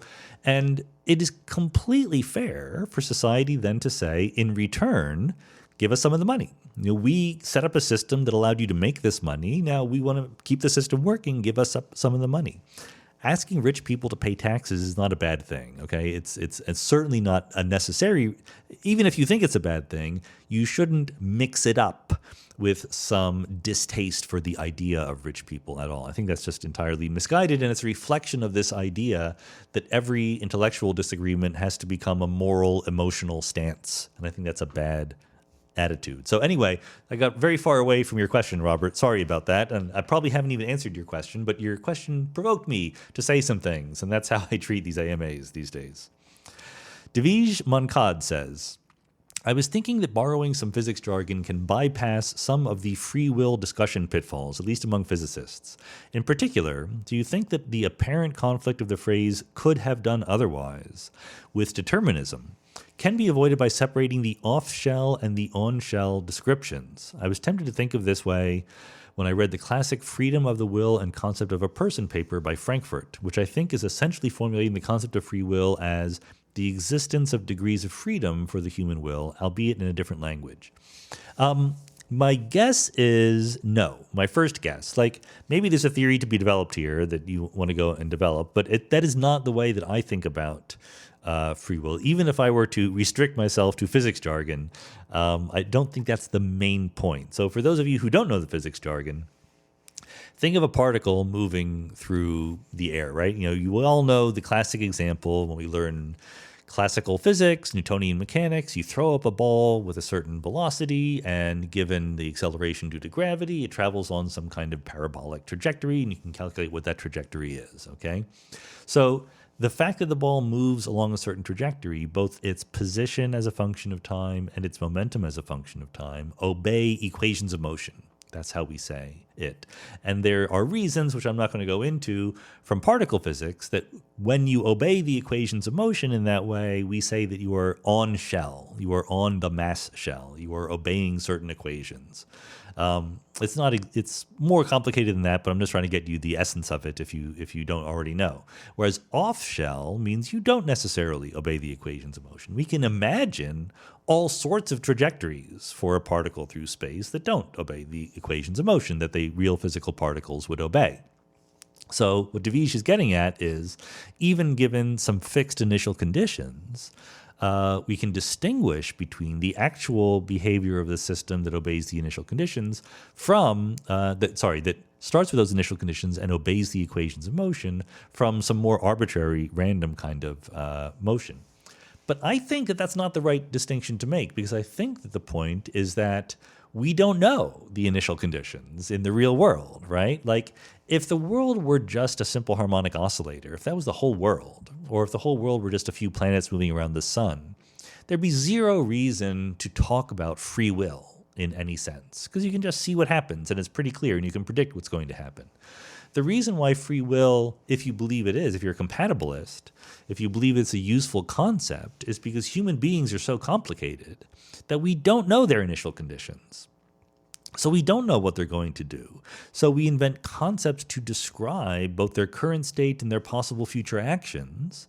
And those concepts involve things like reasons and choices and deliberations, okay? And this is part of how we talk about human beings. And as I've said many times before, even the most devoted free will skeptic uses those words. They can't help but talk about human beings. Free will skeptics are constantly trying to persuade you to behave in certain ways, which is slightly incompatible with their underlying metaphysical view of the world, but that's why it's easier to be a compatibilist.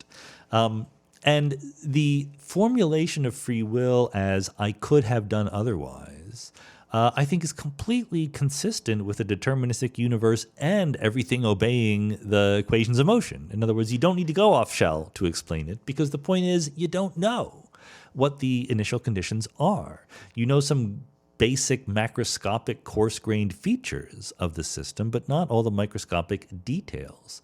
So to me, the question of could you have behaved differently, the reason why free will skeptics get it wrong, in my view, is they formulate the question, could the system have behaved differently, as if we had exactly the microscopic information about the state. And in that case, the answer would be no, the system could not have behaved differently. But we don't have that information.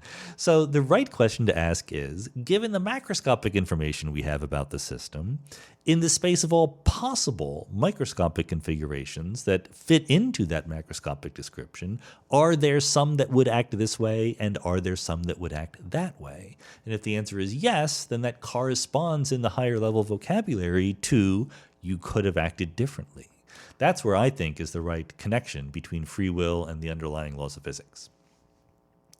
Chris says, what do you think are the most important things to know? Not in science, but in life in general. So this is not going to be very clever or original, but I'm going to give a sort of a teach you how to fish kind of answer. Like, I don't think there's a set of facts that are the important things to know. I think the most important things to know are how to learn things, right? Techniques for gaining new knowledge, because then rather than just giving you some knowledge I think you should have, if I teach you to learn things, then you can get knowledge for yourself. So I don't know what those things are. I mean, basically the answer is along the lines of techniques for gathering information about the world, converting them into models and hypotheses, testing them, and being a good scientist about it, okay? In the broadest possible sense. So I'm going to include, human relations and things like that in that set of things. The theories that I'm talking about developing are not just theories for how people behave, but, your theories for how you should behave, how to get ahead, how to live a meaningful life, to develop purposes, and how to matter to other people and be nice. Those are all things you need to learn, and so that's what I would hope that you would start out by knowing. Napoleon's Corporal says, DNA passes on physical traits, and the specific genes that carry these traits can be identified. But what about behavioral traits? Can we identify genes that result in things like the herding instinct that Sheltie dogs have been bred to have? The broader question here is, how can any physical thing influence something like behavior? Well, I don't know any specific examples of DNA base pairs that are correlated, or even the genes that are correlated with specific behaviors, but 100% they exist. Yeah, I mean, that is absolutely something that neuroscientists and psychologists, et cetera, geneticists do figure out. And I'm honestly, I'm not quite sure what you mean by how can a physical thing influence something like behavior. What else influences behavior? The behavior of the ball is influenced by the fact that I throw it, right? Physical things influence behavior. That's behavior is a way of talking about what physical things do, I think. So I'm not even quite sure what you're worried about there. Alexandra Bates says, do you believe there are certain traits or paradigms that separate scientific theories from pseudoscientific ones? Or do you believe all theories have the same capacity to be scientific and what makes them so is their agreement with the data? No, actually, I think, I don't think there's a hard, fast line. People would love it if they could find a single way to demarcate scientific theories from non-scientific theories, and there's a name for this, the demarcation problem. I don't think that's going to be quite that easy. I think it's more of a sliding scale. And I've famously pointed out that Karl Popper's attempt to answer this question by talking about falsifiability is not up to the task. I don't think anything is up to the task. But I do think that Popper was onto something, as I also often say, and people ignore that part. What he was onto was there are two properties that good scientific theories tend to have.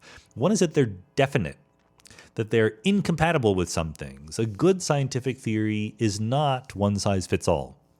A good scientific theory says that some things happen and some things don't. And the reason why this is philosophically not crystal clear is because when you talk about falsifiability, then you're taking this ontological feature of the theory, some things happen and some things don't, and turning it into an epistemological theory. I can see some things happen or not see them happen and learn about it, right? And that's where things get fuzzier, because if the things that happen are other universes, then they might very definitely happen or not happen, but you can't observe them. So that's where it gets a little bit messy. But nevertheless, the basic idea that a scientific theory is definite, that it says certain things happen and certain things don't, I think is absolutely part of scientific theory. And the other thing that I think Popper was right about, in his direction that he was trying to move in, is we ultimately judge scientific theories empirically. We do not intuit our way to the right answer, or at least we don't intuit our way to knowing that the answer is right. We have to test them against the data.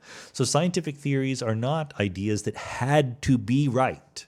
They're not deductive arguments from a priori principles to correct answers. They are hypotheses that are tested. Hypotheses that we put forward and we assign a credence to, and then the credence goes up or down on the basis of observations and collecting new data about the universe. So I don't think that there is a simple, clear dividing line, but I think that these two properties of being definite and being amenable to empirical testing are two parts of being a good scientific theory. Liam McCarty says, why do you think some ways of solving a given problem are easier than other ways? I'm sure part of it has to do with human psychology, but I'm wondering if there's more to it than that. For example, arguably Feynman diagrams are more efficient than Schwinger integrals, and Newton's laws are more efficient than Einstein's field equations in a particular regime. Perhaps we could define such a notion of efficiency for problem-solving approach or physical theory. Maybe there are complexity classes of the sort here, not for different problems, but for the same way of solving a single problem. So this is similar to the previous question about a metric on the space of operations on functions or something like that. I'm sure that human psychology plays some role here. I mean, human beings are specific arrangements of stuff and specific ways of thinking, so it would be weird if the specific kind of thought process that went on in human brains had nothing to do with why some problems are harder than some are easier. But having said that, I think we tend to overrate that aspect of the issue. I think that there are some aspects of problems that are just hard. This is if you just say the initial question you asked is, why are some ways of solving a given problem easier than other ways? This is very closely related to complexity classes. Complexity classes are about how many steps it takes to solve a problem rather than different ways of solving the problem. But complexity classes are usually about the minimum number of steps it can take. And this is a pretty objective fact, right? I mean, if it takes a certain number of steps to solve the problem, it doesn't matter whether it's a human being doing it or a dolphin or a computer, okay? So I think that we tend to not credit enough the fundamental aspects of the problem, and we tend to leap too quickly to some particular fact of human psychology when we think about these things. But the basic question that you're asking, why are some ways easier than others? I'm not going to give you the right answer. I don't even know how to formulate what an answer would look like, but I will again make the point that it probably has to do with the features of the problem more than the features of the human brain. Most of the time. P. Walder says, is the interference pattern observed in Young's slit experiment to be considered as evidence for the many worlds interpretation of reality? Nope, because the double slit experiment is predicted by any decent interpretation of quantum mechanics. So therefore, it literally cannot possibly count as evidence for many worlds. I mean, you might think that the explanation for it in many worlds is nicer or more attractive or whatever, but as a Bayesian, what is the likelihood that you will get that data given the theory is equal in many worlds or Bohmian mechanics or any other respectable theory of quantum mechanics? Because if you didn't predict the double slit experiment correctly, you would not have gotten off the ground. No one would have paid attention to you. Lucas der Hoshing says, I've been recently looking into some of the cosmic speed limit postulated by Minkowski. It's quite interesting to find out that we all move through space-time at the speed of light. My question is, if we would completely stop moving through space, how fast would time go by? So I think that I'm going to disagree with your middle sentence there. We do not move through space-time at the speed of light. I don't know who said that. I'm not even sure what it means. And how fast does time go by? It always goes by at 1 second per second. That's the only speed at which time can possibly go by. And that's true whether you're speeding or staying still or in a gravitational field or not. There's no such thing as the speed with which we move through space-time. The idea of a speed is the amount of distance we travel as a function of time. That's what speed is. So it just doesn't apply to going through space-time. It's a different kind of thing. And I'm not going to go into many details here, but this is just something you have to wrap your mind around when you really get into what is meant by special relativity and the interval in space-time and why the twin paradox works.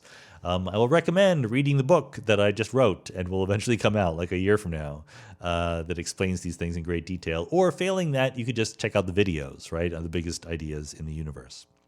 Marco Tauser says, my question is, how is an electron's wave function different from the electron field? Do you picture them differently in your mind? Well, they are different. They're very different, in fact, but there's sort of a limit in which they become kind of similar to each other. And that limit is where the field is only vibrating enough to give you a single electron.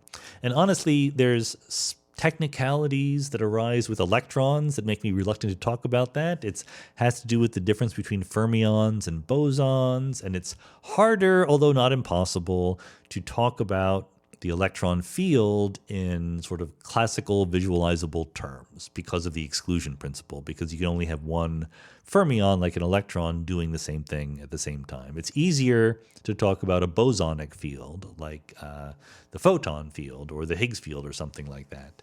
But the point is that when you have the quantum field, which is the more fundamental thing, then you have a wave function of that quantum field, and the single field can describe any number of particles, right? It's not just one electron or one whatever, Higgs boson or photon. It's any collection of these things can be described by the wave function of that single field. But then when you boil it down, when you say, okay, I'm only going to be interested in configurations of the field or wave functions of the field that represent a single particle, then there's really the difference between the wave function and the field kind of dissolves. Not exactly. I mean, certainly in the case of the electromagnetic field, it does not dissolve very well because the electromagnetic field is a vector and it's real valued. It is not a complex valued scalar number like the wave function is. But my point is, the only useful thing I'm trying to say here is that the wave function of the field is a much bigger, grander thing. It can describe not just one particle at a time, but any collection of particles, including the creation and annihilation of particles. That's one of the crucial features of quantum field theory. So the single electron is sort of a limit that you get. And then in that case, the distinction between the electron wave functional and the electron field becomes a little bit harder to distinguish. Dan O'Neill says, what are we? I like these big questions. When I think of the four-dimensional space-time of relativity theory and how the passing of time is just an illusion, I think we must be the braided world lines of all the particles that have made up our bodies over the course of our lifetimes. Then, when I remember the questionable status of a particle in quantum mechanics, I think we must be an intricate interrippling of quantum wave functions. But then, when I remember the problem of the wave function collapse and the solution posed by many worlds, I try to picture myself as a massively complex branching bush of wave functions in an unpicturably vast multiverse. Ignoring emergent properties, is this what a human being is? If so, do you see it as a remarkable, perhaps beautiful phenomenon even at this fundamental level? So there's one problem with your question, Dan, which is you say, ignoring emergent properties, is this what a human being is? But a human being is an emergent property. There's no human beings in the fundamental ontology of the world, right? I mean, if you're a modern particle physicist, you would say the fundamental ontology of the world is quantum field theory. If you're even more extreme like myself, you would say it's just a vector in Hilbert space. It's a single quantum wave function. But either way, there's no human beings there, right? Human beings are concepts that only make sense at the higher emergent level. So you can't say, tell me what a human being is, but don't talk about the higher emergent level. That's just not fair. And it's also crucial to actually answering the question more seriously because, as I said in different contexts, you can always take the purely microscopic point of view. and just never talk about higher level emergent concepts. And this is what you would do if you were Laplace's demon, right? If you literally knew the exact microstate of the universe and how it evolved over time, you wouldn't need to talk about these higher levels. You wouldn't need to describe the Earth going around the sun as just its center of mass and its center of velocity. You would talk about every single particle in the Earth. Why not? You have access to it all. If you have that fundamental microscopic description, you can purely talk in that language. So the question of what is a human being is, by its nature, a question about the relationship of the higher levels, including the ones that have human beings as part of them, to the lower levels. And there might not be a unique answer, because it might depend on exactly which levels you're comparing to each other. So, it's perfectly okay to talk about human beings in a single world at a time. You can be convinced that the fundamental theory of reality predicts that there are copies of you being made all the time, but you can still talk about the one that is in the world that you're in right now. That's okay. And you don't need to worry about all these other ones. There's certainly, once they branched off, they're not you anymore, right? They are descendants of your past you, but they are not related to your present you in any useful way. So I think that to correctly tackle this question, I'm not giving you the right answer to this question because I think it's a tricky one and probably not a unique one, but to think about this question in a useful way requires taking seriously and biting the bullet about these higher emergent levels. You can't really get around them. Chris Murray says, near the end of the biggest ideas in the universe, Q&A number 9, fields, you introduce the Riesch-Leider theorem. Can you make an educated guess as to what a person on a space station would see if they looked up at the Taj Mahal being created on the moon from acting on the fields somewhere on Earth? So the Riesch-Leider theorem is a reflection of the fact that in quantum field theory, in the vacuum state, the fields in any one region of space are entangled with fields everywhere else in any other region of space all throughout the universe, okay? At least if you're truly in the vacuum, which maybe you're not, and if it's just Minkowski space, which we know we're not, but anyway, something like that is likely to be true. And because of that entanglement, you know how if you have two particles that are owned by Alice and Bob and they're entangled with each other, making a measurement on one particle tells you something about what the other particle is going to be doing. Even if you don't know it immediately, it might take time for any information about what is going on to go back and forth, but something happens. The difference is that in quantum field theory, even in one small region of space, you don't just have a spin that is up or down. In quantum field theory, you literally have an infinite number of things that could be going on in one region of space. You have fields that could take on literally any value. There might be a probability that they take on certain values or certain other ones if you were to observe them, and there is, but every value is represented, okay? There's an infinite number of possibilities. And this is one of the reasons why I don't think quantum field theory is right. That's kind of a lot to put into one tiny region of space, an infinite number of possibilities. So this infinite number of possibilities is entangled with infinite numbers of possibilities at every other region of every other point in the universe. So the Riesch-Leider theorem says that when you make a measurement on the quantum fields in some region of space, one possible outcome is to bring into existence somewhere else in the universe literally anything. In the Alice and Bob with spins case, by measuring your spin up or down, you bring into existence that the spin is either up or down, whereas it was for Bob's particle, even though it wasn't a superposition. In the quantum field theory case, empty space can be thought of as a superposition of all sorts of crazy things, and you don't notice it because it's in the superposition that gives you a minimum energy. But in principle, there is a measurement outcome that corresponds to bringing into existence a copy of the Taj Mahal on the moon.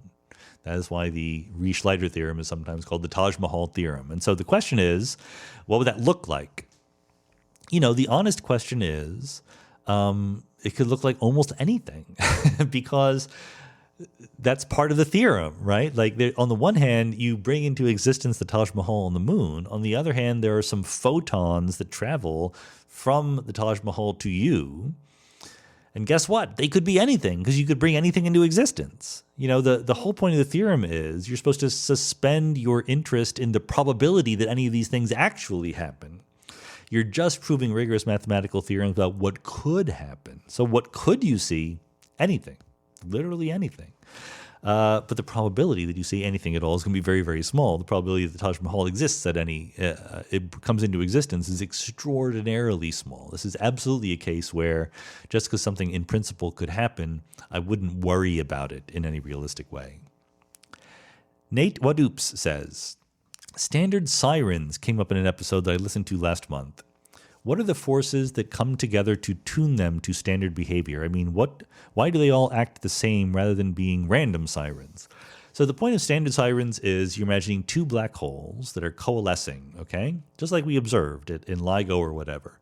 The point is, in a typical LIGO event, what you don't know is the redshift, because you don't have any visible light coming from them. To get a redshift, you need visible photons that have spectral lines that you can ask how redshifted they are. So what you're really looking for is the special subclass of events that have both gravitational waves and electromagnetic radiation, so you can measure a redshift to them. And then the point is that you can figure out the distance if all goes well and you get enough data, in principle. In practice, this hasn't been done yet, but they're working on it. The point is that you can follow the whole in spiral, right? So it's not just you see a blip, you see a wave that grows over the course of a few seconds and then chirps, okay? And so you see both the total amount of time it takes for that to happen, and you see the frequency, right? You see the space between the different peaks in the amplitude of the wave and how it develops over time. So that's actually a pretty good amount of information. And from that, if all goes well, you can discern the actual masses of the in-spiraling black holes. And so you can predict the amplitude of those gravitational waves, and therefore you compare that to the amplitude you actually observe, and you get the distance, okay? So the reason why they're standard is just because all that's happening is gravity with two black holes. There's not a lot of degrees of freedom, not a lot of weirdness, right? It's not like a star that can have different chemical composition inside or be in a different environment with different accretion disks or anything like that. It's two black holes that have two masses. That's literally almost all the degrees of freedom. It's not quite, because they can be tilted and they can be spinning, so it's a little bit more complicated than that. But in principle, you can work all that out. And there's certain special cases where you have reason to believe that it's even simpler than that, so you can have more confidence in your reconstruction of what the masses were, and therefore the amplitudes, and therefore the distance to the thing.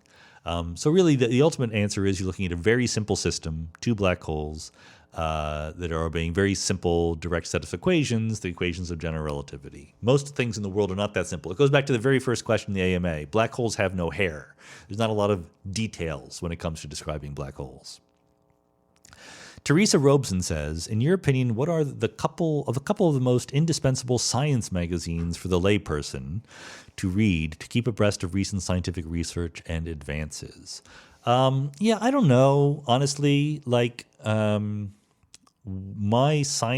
My popular science input comes actually mostly from Twitter, because I follow science journalists and scientists on Twitter, and when something interesting happens, they link to it, and so then I will click on it, and it might be wherever it is. So I don't regularly go to the homepages of magazines or subscribe to magazines. The magazines I subscribe to are like the New York Review of Books or something like that, right?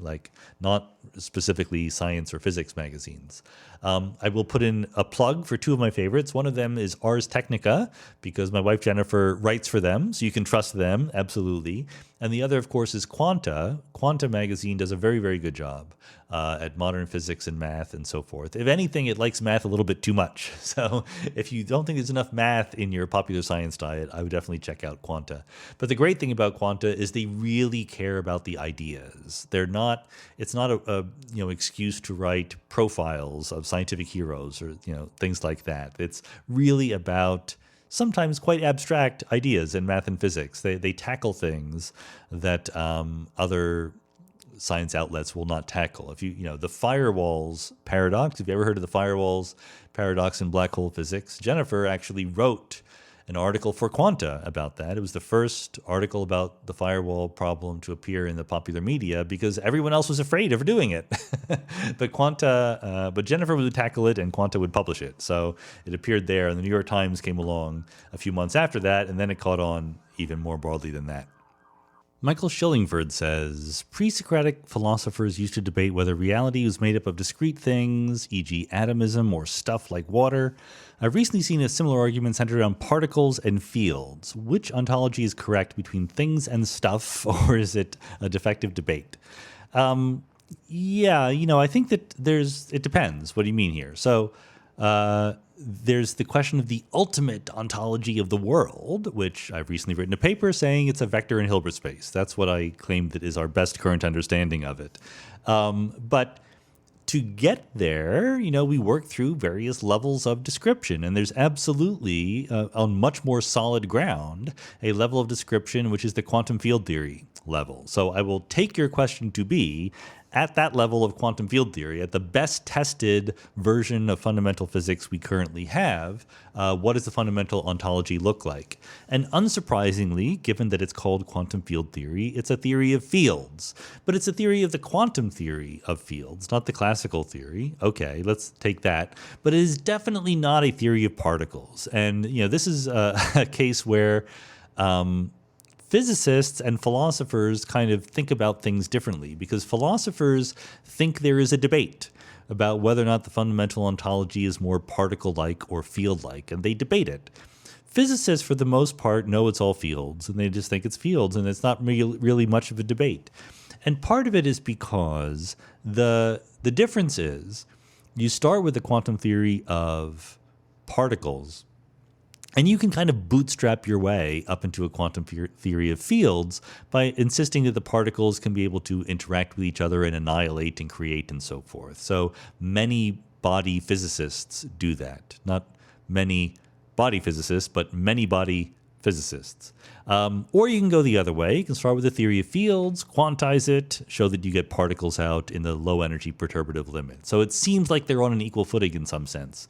But if you take the field perspective seriously, there are non-perturbative effects.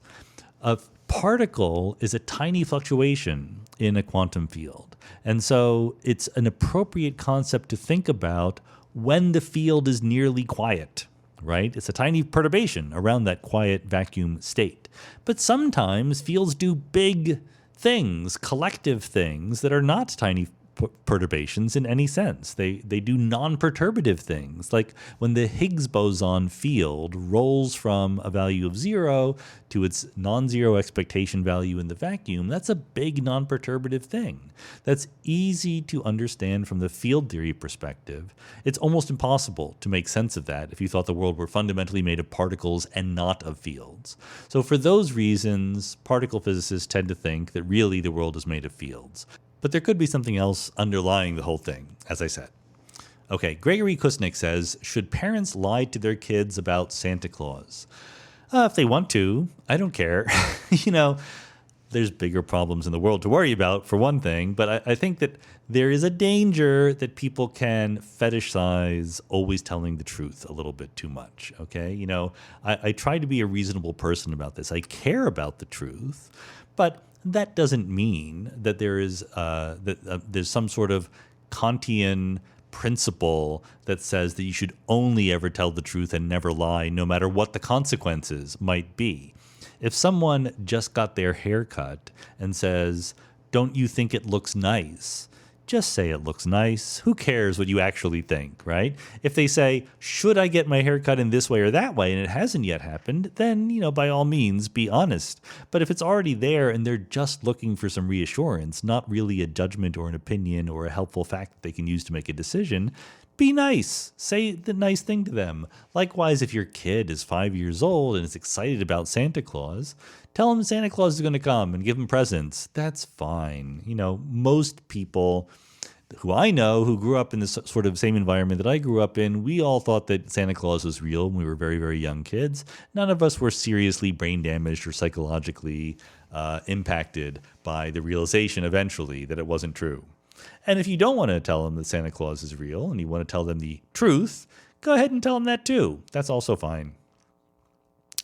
Narun Narasimhachar says, do you see a problem with basing day-to-day epistemology, ethics, and other essential aspects of human life on very rigorous calculi, e.g. Bayesianism or utilitarianism? While it is possible to do due diligence to these calculi in academic research, implementing them in their pure form in our daily lives would require impractical amounts of thought, computation, and possibly knowledge. Are there philosophers who seriously work on developing heuristic-only versions of such calculi? This is calculi in the sense of plural of calculus, by the way, in case you're wondering, that are both feasible for everyday use and robust against variations in the user's backgrounds, etc. Basically, yes, I do agree with the thrust here in the following sense. And I think I've said this in other contexts, but I think that in many ways, the fact that human beings are bounded, finite beings, computationally and informationally circumscribed, is really, really important. We don't either have the time or the capacity to do perfect reasoning about anything. We will always be using heuristics, etc. This fact has been put to use in psychology and things like that. For example, remember the podcast with Carl Friston, who thinks about the Bayesian brain and the free energy principle.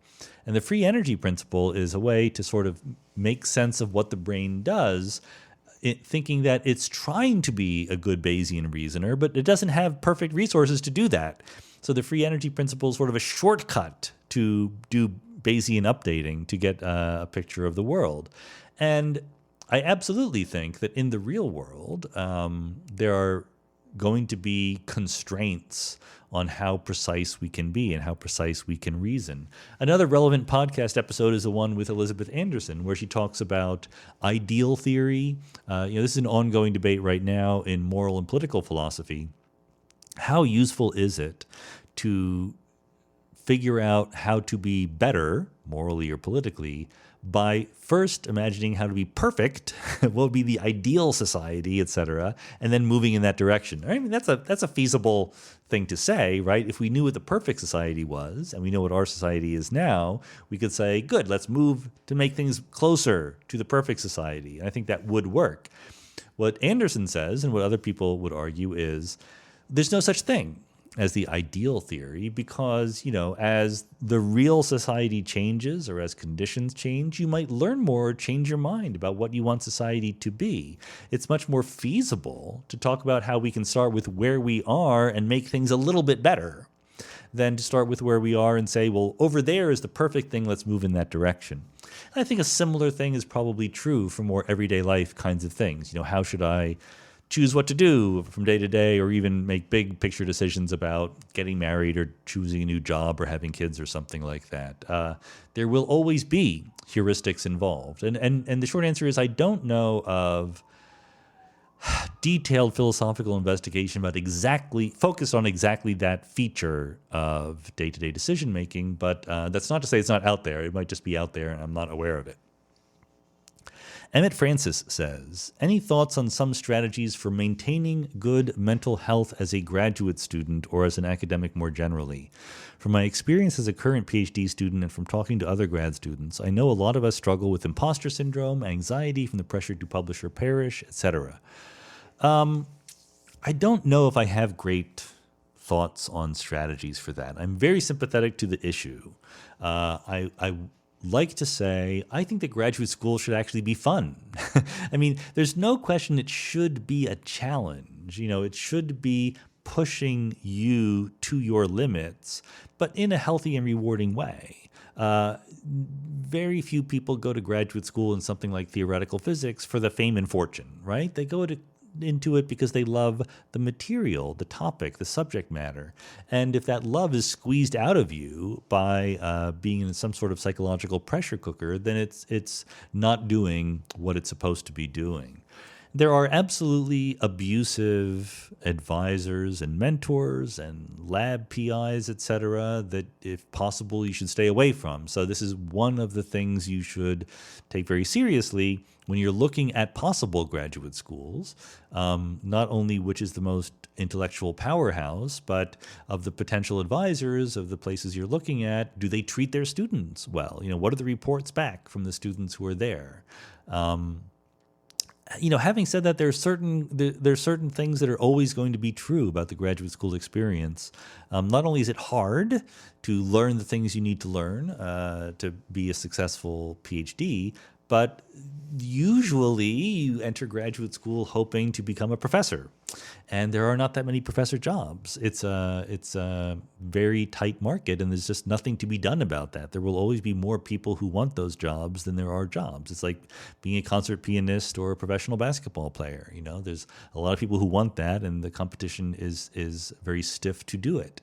In some sense, as difficult as graduate school is, it's a lot easier than trying to make a living as a Hollywood actor, because at least graduate school, postdoc, et cetera, is a clear-cut set of steps that you can go through, and it's either up or out, right? Either you succeed or it's clear you should get a job doing something else. Whereas if you're an actor or musician, et cetera, you can struggle for years and never know, and it might be that tomorrow you get a big break. It's a lot more random and a lot less structured. So hold on to that as a little shining beacon of hope. But otherwise, what can I say? Other than not choosing an abusive advisor, even if you choose a really nice advisor, people can still put pressure on themselves. Like you say, there's imposter syndrome, there's the competition to eventually get jobs and things like that.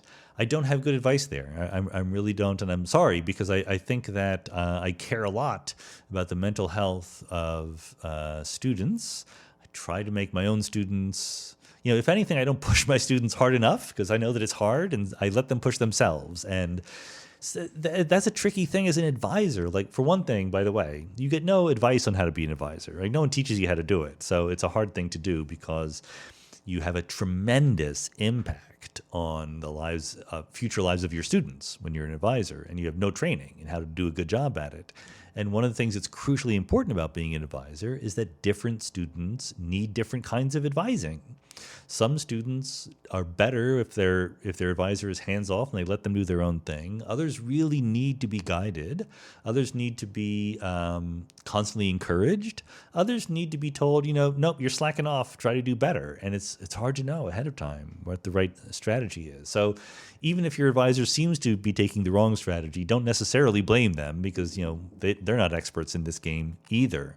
I think that if I'm going to give one piece of advice, when it's not very helpful, I know, but I'm going to give it anyway, which is to just do your best not to lose sight of whatever that little bit of delight and passion and wonder it was that got you into this field in the first place. Like, if you went to grad school because you didn't know what else to do, then I don't know what to tell you. But I think most people go to grad school because they're really passionate about the material. They want to learn about this stuff and hopefully increase the total amount of human knowledge about this stuff. And that's what to keep in mind, not comparing yourself to other people or worrying about the job market or whatever. Getting a PhD, whether or not you get a job as a professor ultimately down the road, is an intrinsically worthwhile endeavor. It's it's like climbing a mountain, right? It's an obstacle there that is maybe a little artificial, but is a sense of accomplishment upon doing it. And it's better than climbing a mountain because you learn something that is really useful for other purposes. I don't want to disparage mountain climbers, sorry about that, but it's you get something out of it that is both a sense of accomplishment and something a little bit more tangible. So, it's always the comparisons with other people that get you in trouble psychologically here, right? I'm not good enough. I'm not going to get a job. My advisor is mad at me. It's always those things that get you in trouble. The material, the learning, and, keep reminding yourself how much more you know now than you did 2 years ago, right? It's remarkable because at any one moment from week to week, it's easy to lose track of the fact that you're learning a lot. But then you look back a couple of years and you're like, boy, I didn't know anything 2 years ago. And that's, that is a wonderful time of your life. This, you're really learning to go from being a student to being a researcher when you're in graduate school. And that's just a singularly wonderful thing to get to do. So imposter or not, don't forget to be glad that you're in this wonderful position to really take advantage of the intellectual life that humanity has been able to cultivate for a few of its people and not too many of them.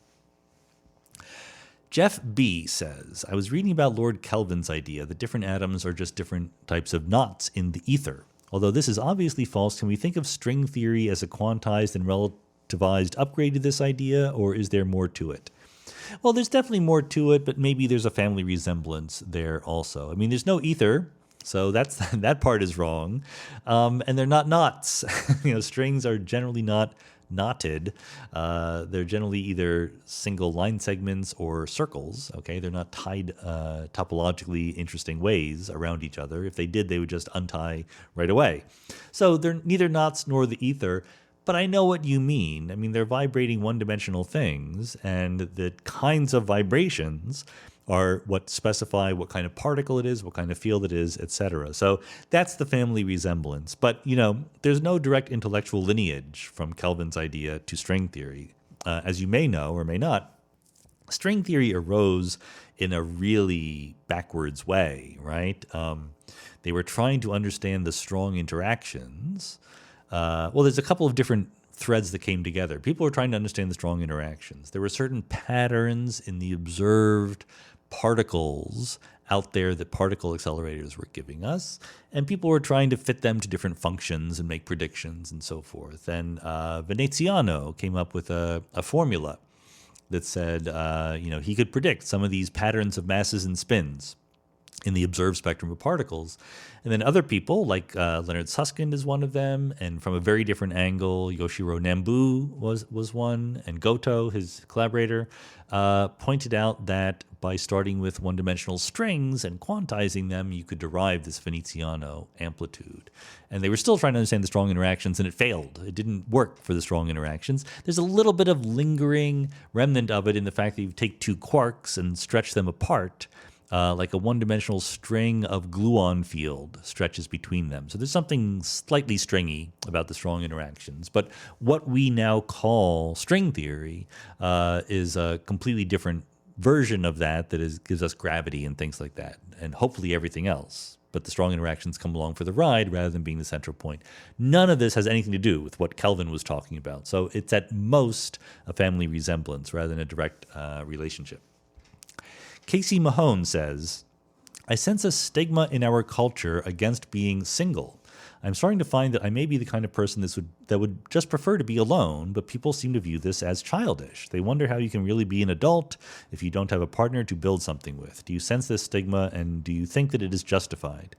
Well, I certainly don't think it's justified. I mean, I get what you mean. There's both sort of a deep sense and a shallow sense. The shallow sense is a lot of our society's social activities are constructed around the idea of being part of a couple, right, or a family, right? Go to dinner with your loved one or whatever, or show up a table for two, or two people hotel room, or whatever it is. We group society's functions around the idea that either now or someday you're going to be a member of a couple. That is true. And then I think, like you're hinting at, there's sort of a deeper thing going on where people judge you, right? It's not just we've built structures to make it easy to be part of a couple, but it is assumed that you want to be part of a couple, and if you're not, it's because you failed in this universal goal.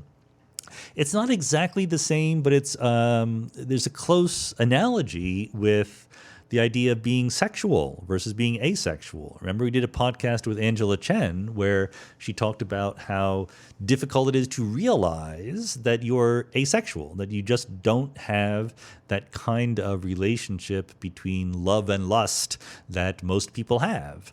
And society is not built to deal with you and judges you to be bad if you don't fit in. This is what society does. Society takes the fact that human beings are very diverse, looks at the most common ways that human beings are and judges those to be correct, and judges all the other ways to be wrong. And this is a flaw in how society works, but it's hard. Hopefully we're getting better at it, etc. There's a lot of resistance to change along these directions. So it's certainly not justified. There's softer but related prejudices against, not having kids, for example, right? It's assumed you should want to have kids. That's just what you want to do. Getting married, etc. What if you're in a couple and you don't get married? What if you're in a couple for the same couple for 50 years but don't get married? People will look at you funny. What can you do? Be proud of who you are in your individual peculiarities rather than worrying about them. It's not the biggest kind of prejudice out there in the world. So I get that you might feel like you're being judged, but lots of people are being judged for different reasons. And you just got to tell society to suck it up and deal with it because you are who you are and you like it that way. Robert asks a priority question. If our current formulation of quantum mechanics hasn't appeared to answer what happened at or before the Big Bang, the black hole firewall, and singularity questions, is it better to think of the wave function as a complete description of quantum mechanics, or that it needs to be modified to account for these mysteries? So good. This gets to the issue of quantum mechanics as a framework versus a theory. Quantum mechanics is not a theory of physics. It's a framework in which you develop theories of physics, just like classical physics is not a theory all by itself. You can have the classical theory of gravity, of electromagnetism, of the simple harmonic oscillator, whatever. Likewise, you have the quantum theory of simple harmonic oscillator, electromagnetism, gravity, whatever. You have different versions of all of these different specific theories, classical versions and quantum versions. So when you struggle to understand some particular quantum mechanical phenomenon, it is possible to ask, is this a case where it's not just we haven't found the right model within quantum mechanics, but that quantum mechanics itself is not up to the task? Maybe. In some sense, that's what Stephen Wolfram would say, right? If you remember our podcast with him. I don't see that at all. I think that quantum mechanics, number one, there's no experimental problem with it at all. In other examples of times where we've had to throw out a theory or improve upon it, there's always been some experimental evidence that it wasn't quite fitting. But number two, I don't think that we've tried hard enough. It seems to me to be extremely premature to say, well, we haven't quantized gravity yet, therefore quantum mechanics is wrong. We just haven't tried hard enough to quantize gravity, honestly. I know there's a lot of people out there working on quantum gravity, but most of them are still starting from some classical theory and trying to quantize it, right? I don't think that taking the quantumness of it seriously has been tried nearly hard enough. So that's why I am not in favor of doing that. Quantum mechanics as a framework is extremely robust and successful. And there's also the small data point that people have tried to change it and failed. It's really, really hard to modify quantum mechanics in a way that doesn't immediately run afoul of something you know about the world, like the speed of light limit or something like that. So you're welcome to try, but there's no experimental evidence that says you have to, and there's a lot of theoretical hurdles to overcome if you're going to give it a shot. Anonymous says, regarding the many worlds interpretation of quantum mechanics, is information conserved in the same way that energy is conserved? Yes, in fact, precisely the same way. Namely, in many worlds, both information and energy are exactly conserved in the wave function of the universe. They are not exactly conserved on individual branches of the wave function where observers find themselves. And this fact is very, very well known when it comes to information. It is less well appreciated when it comes to energy, but I think, as I mentioned earlier in the AMA, it is true. Energy can vary a little bit from branch to branch of the wave function. Seth says, did your discussion with Sylvia Earle on the ramifications of consuming animals change your view of the morality of animal consumption? I think I might have edited this badly because we were talking specifically about sea animals, right? Not land animals. So the short answer is no. Sylvia Earle had very meaningful and important and interesting things to say about the health aspects of eating seafood, both your individual health as a person and the health of the planet, right? I mean, there's the issue of overfishing and ruining the resources that we have in the oceans. That's very, very important, and I think we should take that seriously. And then there's the extra issue of the point she made, which is kind of very obvious in retrospect, but I had never really thought about it before, that unlike if you're a meat eater as a human being and you eat, land animals, most of the land animals or even most of the birds that we eat, so chicken, pork, beef, whatever, these are themselves vegetarians, right? Herbivores. Cows eat grass and wheat and things like that. Okay, they don't eat other animals. We don't eat, jaguars and crocodiles that much. I guess we do eat crocodiles sometimes, but anyway, most of the animals that we eat for our daily diets are themselves herbivores. So when chemicals that we human beings nastily or thoughtlessly put into the environment go into the environment, there might be some bad poisonous chemicals that fall onto plants, and then the cows eat them, and then we eat them. But it's relatively sparse, all things considered. Whereas the fish that we eat are themselves carnivores, right? The fish we eat generally eat other fish to live, and those fish eat other fish, etc. And what happens is a focusing and a concentrating effect, that all the bad chemicals in the oceans are consumed by the little fishies or the plankton or whatever, and they keep getting consumed by bigger and bigger fish, and they don't go away, right? So they get concentrated in the fish that we eventually eat. So seafood can have a much higher level of these toxic chemicals than our land food can. And I think that was Sylvia Earle's biggest point about the health aspects of eating fish.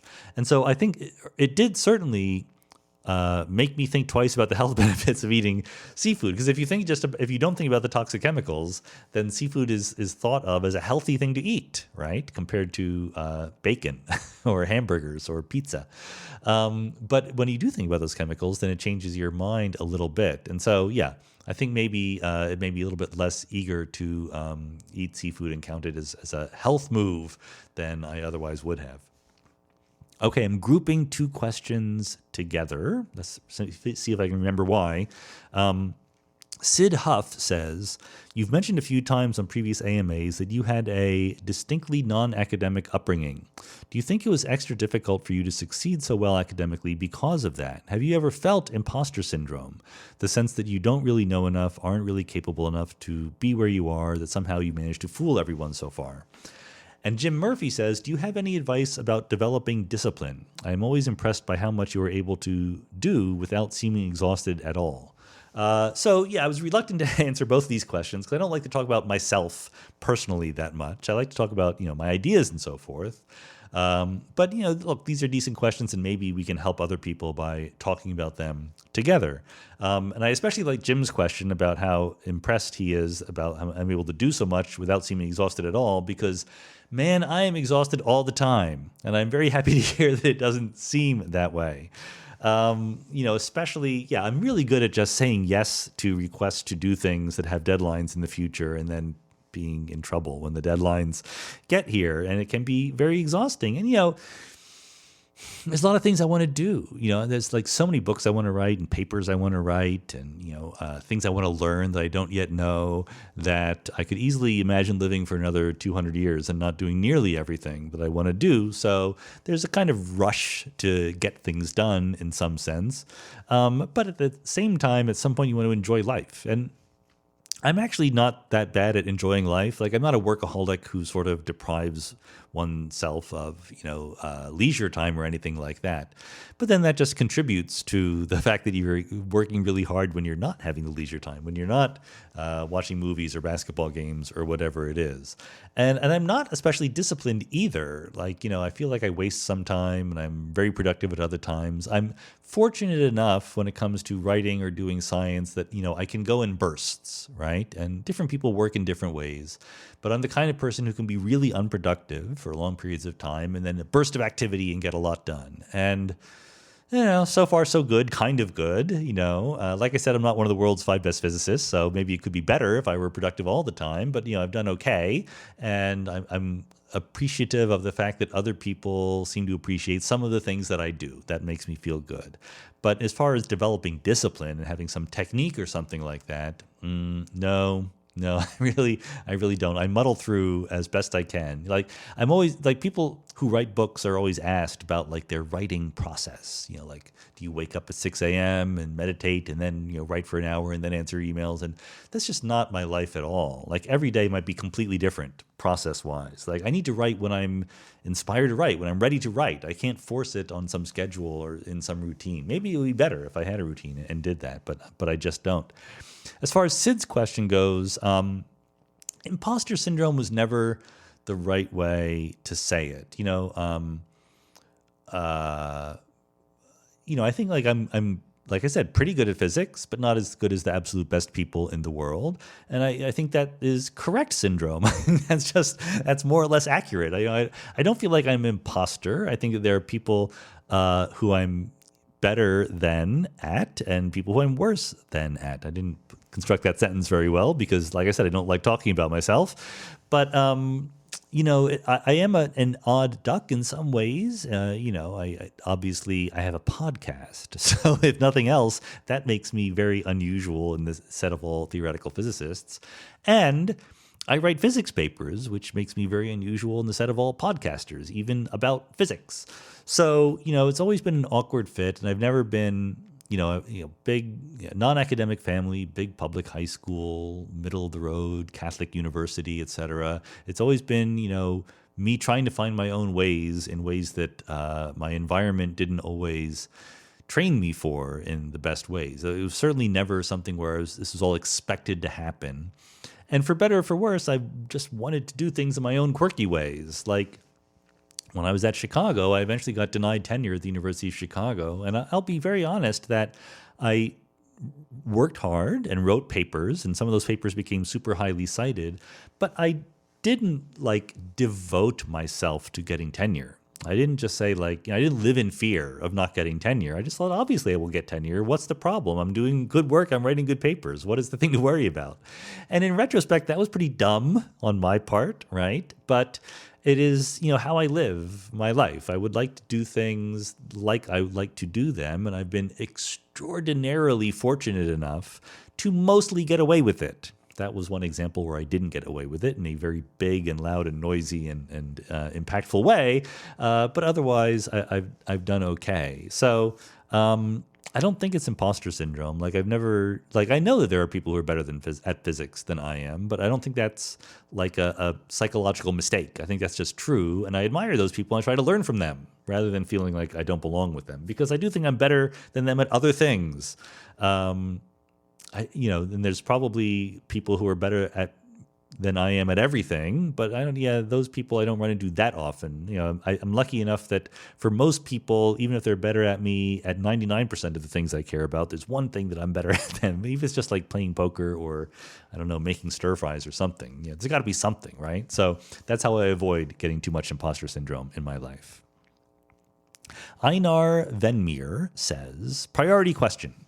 Why is the uncertainty principle not enough to explain the collapse of the wave function at measurement in quantum physics? A measurement of a quantum property means to amplify a phenomenon from the microscopic atomic domain to the classical domain. To amplify means to add a substantial amount of energy to the microscopic domain to make it noticeable in the classical domain. When adding energy to one of a superposition of quantum states, the object being measured will have an uncertainty in its energy. This is determined by the added energy. The uncertainty in energy will imply an uncertainty in the lifetime of the superposed state through the uncertainty principle, causing the superposed state to decay quickly into one state. No, so I don't think that works at all. Sorry about that, Einar, for many reasons. For one thing, to amplify a microscopic quantum superposition to a macroscopic quantum superposition has nothing to do with energy whatsoever. You don't need to put energy into this system at all. The classic example is Schrödinger's cat, right? Where you amplify the superposition of a decaying nucleus to a superposition of a cat. But the point is not that you put energy into the cat. The awake cat and the asleep cat have the same amount of energy, roughly speaking. It's just that they're in a superposition of two macroscopically different things.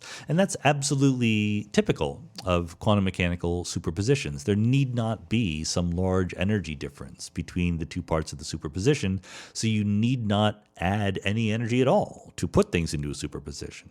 That's one thing. Second thing is you say at the end, there's uncertainty in energy that implies an uncertainty of lifetime, and the superimposed state will decay quickly. But that's already assuming an answer to the measurement problem. Superimposed states don't decay quickly. They evolve according to the Schrodinger equation, unless you have some theory of the measurement that then collapses the wave function onto one thing or the other. That's what we call a decay. So when you observe a Geiger counter click because some nucleus decayed, that is a measurement of the system that has collapsed the wave function. So you need already a theory of the collapse of the wave function before you can talk about that.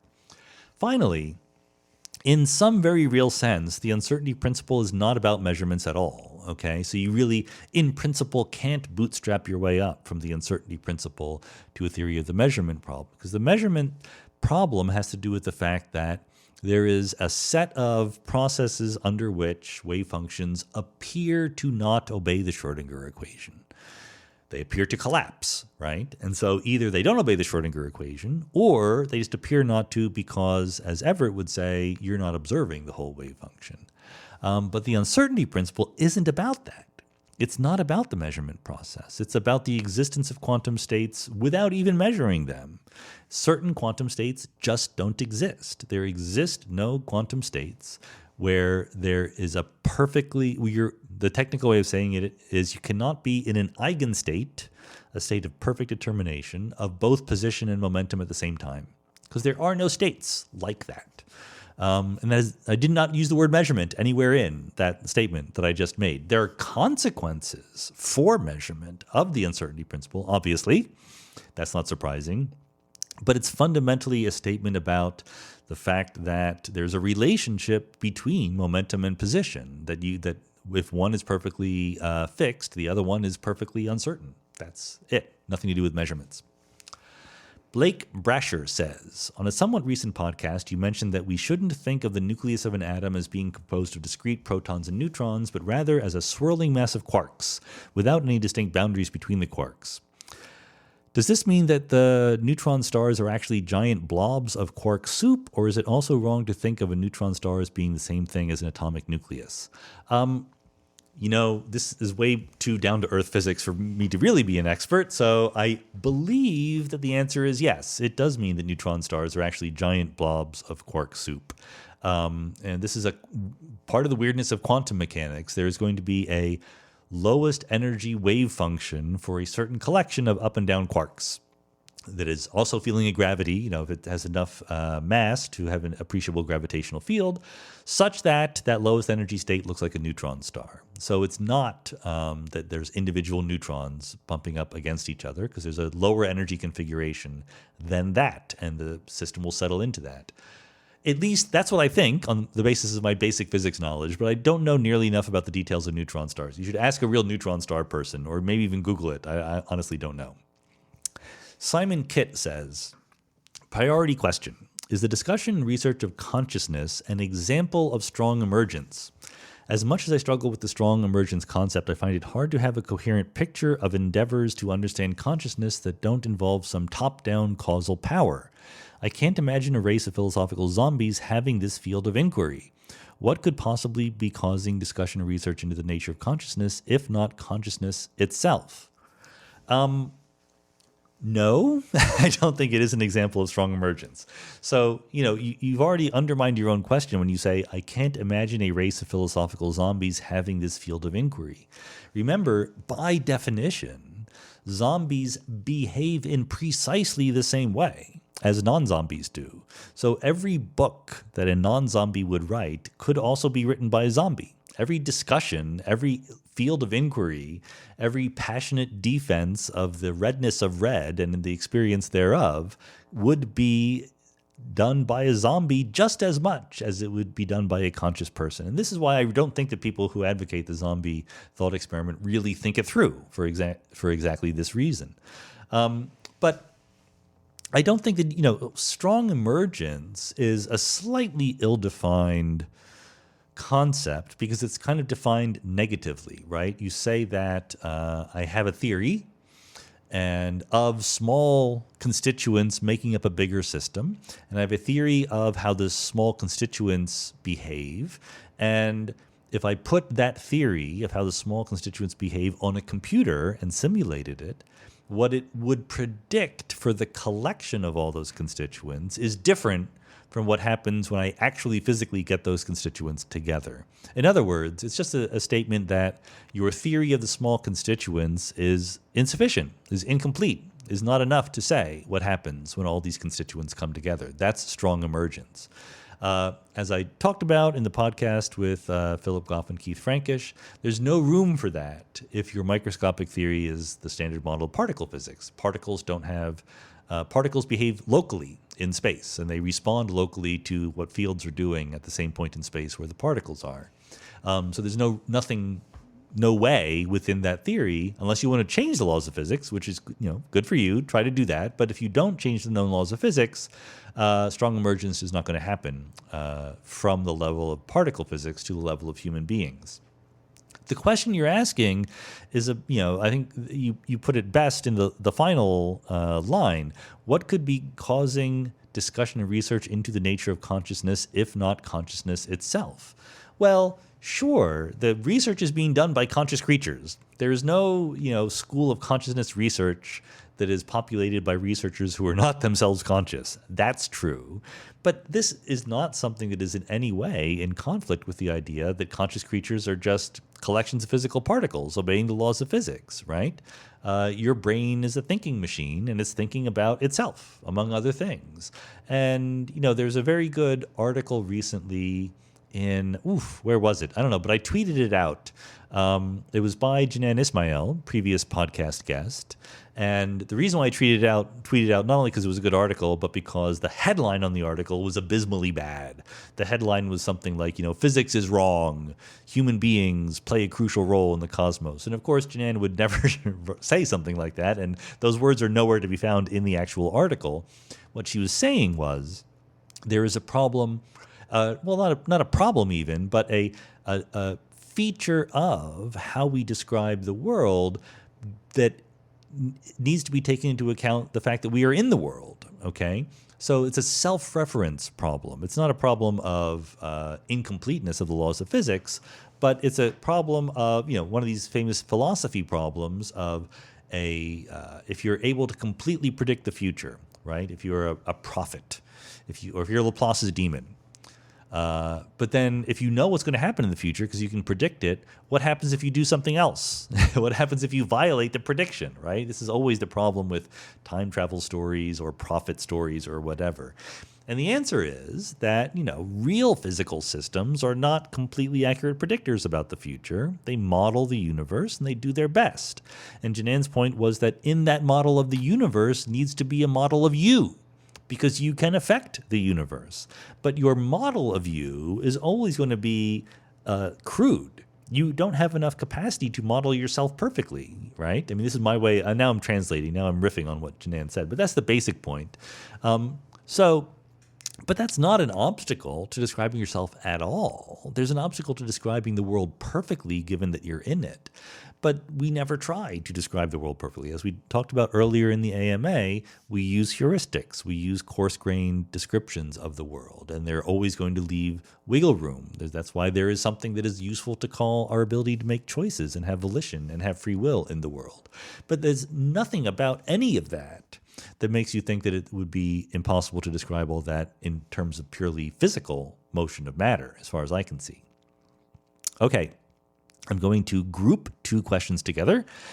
James Nancaro says, why don't we know the actual size of the universe? I understand that it may be our observable universe is only what we can see, and there is likely matter further away beyond our horizon.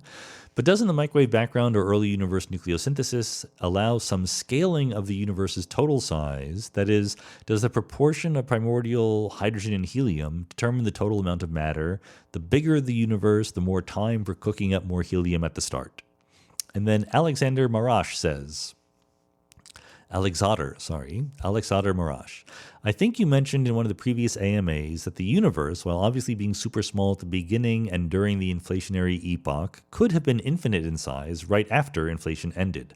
I heard Professor Alan Guth saying many times that our universe could have been the size of a big marble or a baseball at the end of the inflationary period. Taking this piece of information on board, did I get your point wrong? More broadly, when we say that our universe could be infinite in size, either right after inflation or today, I get confused. Do we mean our universe, which as per Guth's opinion was once the size of a marble, or some other broader reality? Okay, so there's a couple of different things going on here. One is, cosmologists are often sloppy when they talk about the universe. You would think that they would be precise when talking about the universe. It's their job, it's what they do for a living, but in fact, they're sloppy. Sometimes when you say the universe, you mean the collection of everything. Absolutely everything, the whole shebang, what we see, what we don't see, the whole bit. Other times, we just mean our observable universe. In fact, it's probably more frequent when a cosmologist talks about the universe and says, oh, there's 10 to the 88th particles in the universe. They mean our observable part of the universe. They mean our observable radius of the horizon that we're able to see out to. So that is the part that when we say the universe at the end of inflation was the size of a marble or a baseball, that's what we're talking about. We're only talking about the observable part of the universe. We're not necessarily talking about the whole thing. The whole thing could be either pretty much that size and maybe a little bit bigger, but not too much, or it could be infinitely big. We just don't know. There are theoretical models either way, and there's zero experimental data because we can't see outside our observable universe by the nature of what it means to be the observable universe. So all of the things that Alan Guth was saying about the size of the universe refers to the observable universe. My statement, so you said the universe was super small at the beginning and during the inflationary universe, but could have been infinite in size right after inflation ended. So I didn't say that, or if I did say that, I certainly didn't mean that. What I might have said, what I have said sometimes, is that at the moment of the Big Bang, which is a hypothetical singularity, which is really just a way of saying there is no singularity, that we just don't know what's happening, but if you just naively trace the equations backward, there's a singularity, and that's the Big Bang. It's impossible to define the size of the universe at the Big Bang because it's a singularity. It just means your equations are breaking down and you don't know what's going on. But at any time after the Big Bang, the universe could have been infinitely big. That's completely compatible with everything we know about general relativity. So the Big Bang could be the beginning of an infinitely big universe. It doesn't need to start at some finite size and expand, okay? So it's nothing to do with inflation whatsoever. That's just a feature of general relativity, that the whole universe could come into existence infinitely big when it's there. And that's not our observable universe, of course. Our observable universe was marble-sized or whatever it was. And then for James's question, I got mixed up there in the middle of your question because CMB and nucleosynthesis and things like that, all of these data points we have from the early universe, they are completely independent of the size of the universe. They had nothing to do with the size of the universe. What they have to do is with the local density and expansion rate and temperature of the universe. So the CMB and the nucleosynthesis result from microphysical processes of, protons and neutrons fusing or electrons being captured by nuclei, things like that, right? Things that happen in points in space. And they depend on the local conditions, the temperature, the density, etc. But they don't know how big the universe is. The CMB and nucleosynthesis would happen exactly the same way in a finite-sized universe and an infinite-sized universe with the same temperature and density everywhere. Okay, Thomas Prunty says, in your podcast with David Wallace, you guys had a bit of a disagreement about how to think about the low entropy of the Big Bang. He said something like the early universe had as high an entropy as it could have given that it was uniform, and you said that uniformity is a huge constraint. I don't see why uniformity could be surprising or need explanation. It seems like a very simple and sensible boundary condition. I understand that it's low entropy when gravity is considered, but I don't see how that implies that it's unlikely in this case. What am I missing? Well, in some sense, this is all just fuzzy talk. Like, what should the universe be? What should be surprising? What demands explanation, right? Like, who are we to say what the universe should look like or be surprised by? But I don't think that the fact that something is simple, let me be a little bit more definite than that. Simplicity is a very useful thing to keep in mind when thinking about laws of physics, right? Dynamical rules that tell you how systems evolve over time or something like that. We found empirically through the history of science that looking for such simple rules is a very fruitful endeavor. But it's completely different in my mind to think about conditions or configurations that the universe can be in. That's not something where we have any good reason to think a priori that the configuration of stuff in the universe should take a simple form. I don't see why that should be true, right? I do see why it should be a high entropy form, and the answer is because there are more ways to be high entropy than to be low entropy. If you just sort of randomly consider all the different ways the universe could be, many, many, many more of them are going to be high entropy than to be low entropy. So that's not to say the universe can't start out with a low entropy, but it says if it does start out with a low entropy, there should be some reason why. There should be some explanation. That's a clue that there's something about the dynamics of the universe that you haven't figured out yet. And so, when David says the early universe had as high an entropy as it can, given that it was uniform, that's true, in some sense. It's not exactly true, but it's pretty darn close to being true. But that doesn't say that statement is completely independent from whether or not the fact that the early universe was uniform suggests that we need to think more deeply about what was going on or should just be the stopping point. I don't see why the fact that the early universe is uniform should in any sense be something where we go, oh yeah, well, what else could it have been? That's a natural starting point. The obvious thing to think about is, as Hugh Price likes to point out, if you imagine a collapsing universe, if you run the clock backwards, a collapsing universe does not become more and more uniform as it collapses. It becomes lumpier as it collapses. So that's the arrow of time. It's a very, very unusual, weird, finely tuned configuration for the early universe to be so uniform. Bijan Warner says, here's a question on the relationship between quantum mechanics and chaos theory. To what extent does the principle of sensitive dependence on initial conditions apply to quantum systems? Does this framework matter at all, or is there something about quantum systems that make this not an interesting thing to ask? This is a complicated question, actually, and I'm not even an expert on it, so let me try to restrict what I say to things I'm pretty sure are true, okay?